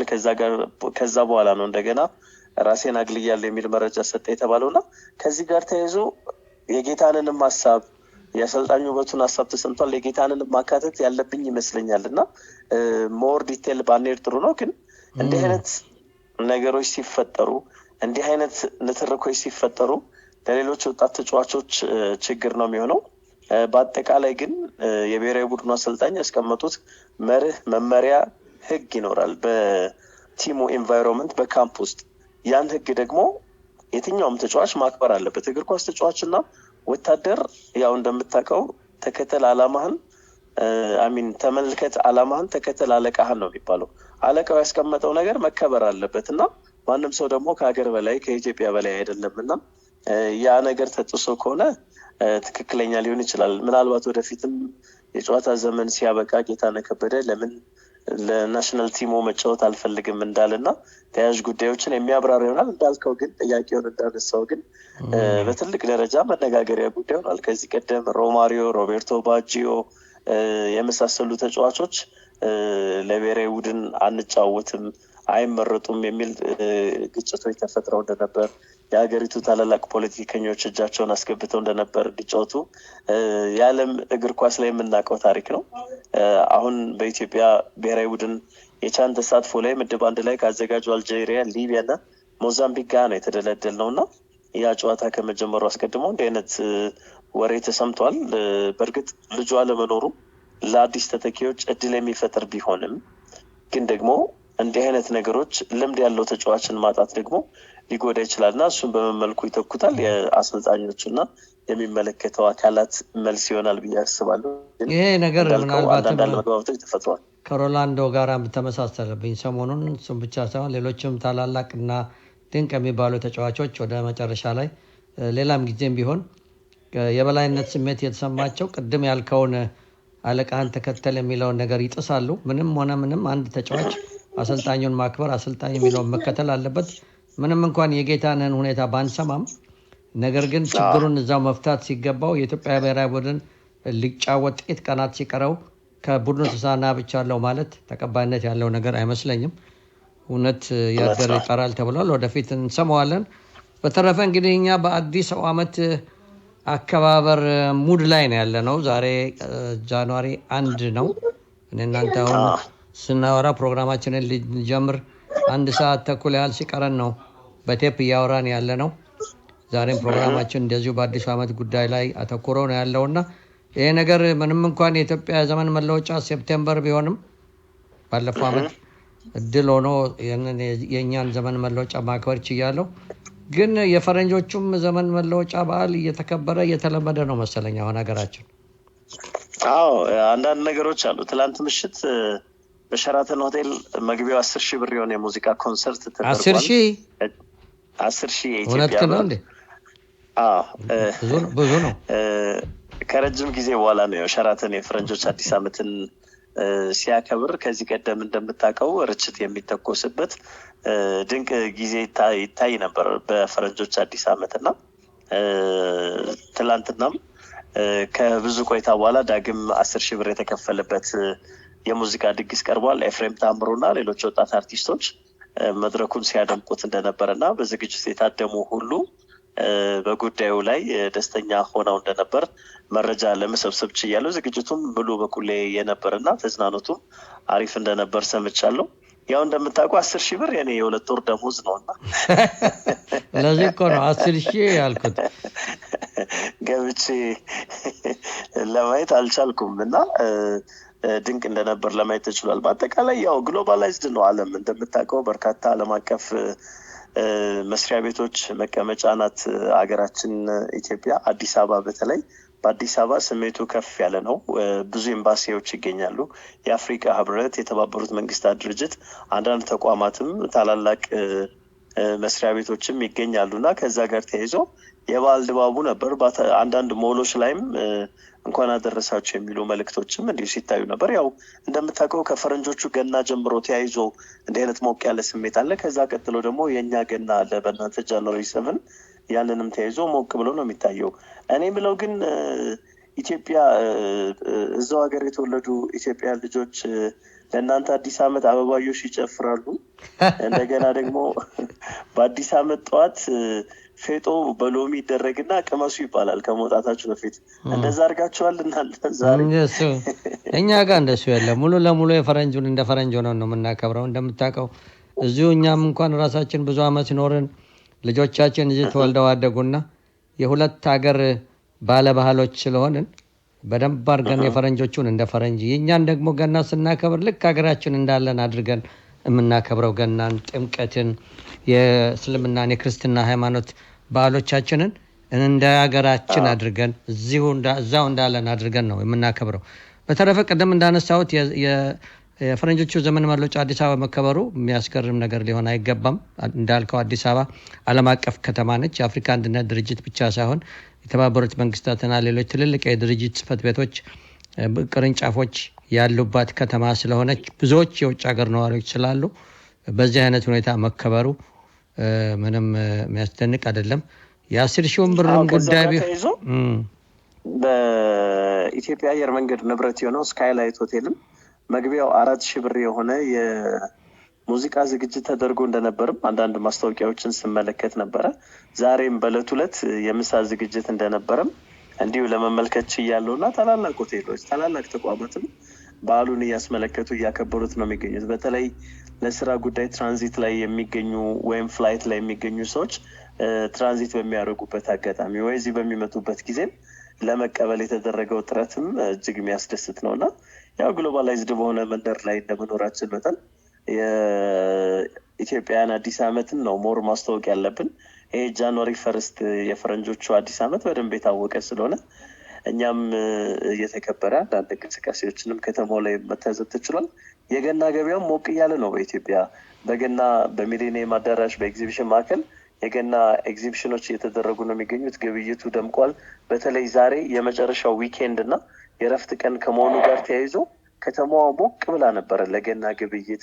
ያው ገና የስጦታ ባህል ነው እንደምታውቀውና ለልጆች ልብስ ለመግዛት፣ እቃ ለመግዛት፣ የቤት እቃ ለመቀየር በርካታ ስራዎች የሚደረጉበት ነው። እኔ በታሪክ ለመጀመሪያ ጊዜ ደሞዝ ተቀብዬ ለቤተሰቦች በግ የገዛሁት ለገና በዓል ነው እና በጣም የስጦታ በዓል እንደሆነ ይታወቃልና ከተማው ከኢትዮጵያ ገና ጋር ተያይዞ ሞቅ ደመቅ ያለበት አጋጣሚ መታዘብ ይቻላል። ዘውግሻ በጣም ግሩም ነው። በነገር ላይ ቅድም ስካይላይት 4,000 ብር የሚለው ጥሩ ነው። መቼም ሌላው እንደ ዕቁብ እንኳን ሳይገባ አንድ ሰው ትንሽ ጠርቀምቀም አድርገው ለአዲሱ ዓመት ብሎ ሊወጣ ይችላል። በ4,000 10,000 ብዙ ነች።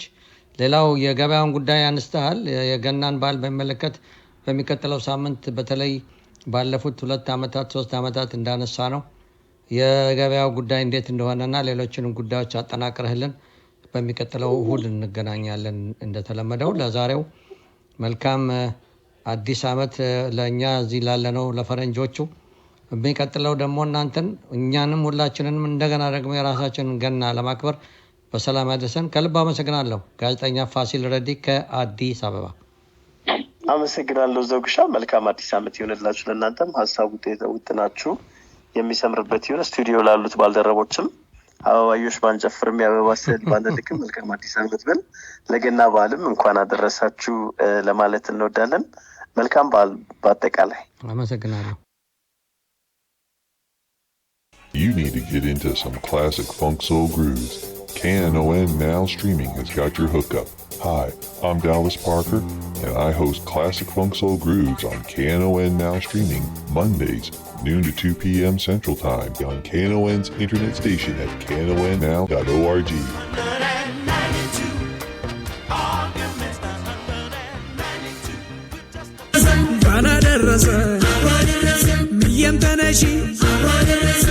ተበራታ ለዚህ አድርሶናል የፈጠረን ጌታ እንኳን አደረሰን እንኳን አደረሰን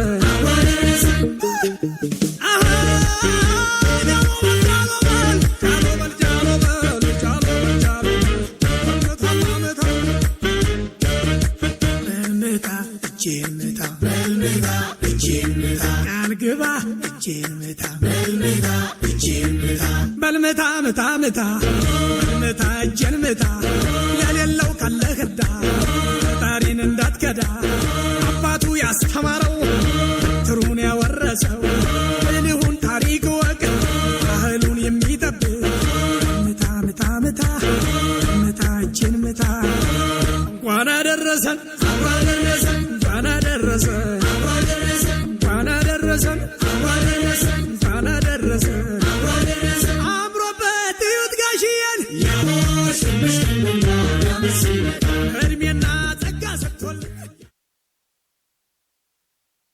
You're listening to KNON 89.3 FM in Dallas and Fort Worth, the voice of the people.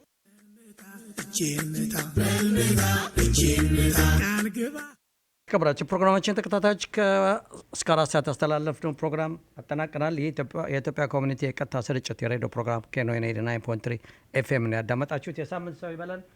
Happy New Year, my friend. Happy New Year to you. Happy New Year. I just said to you. Happy New Year, everybody.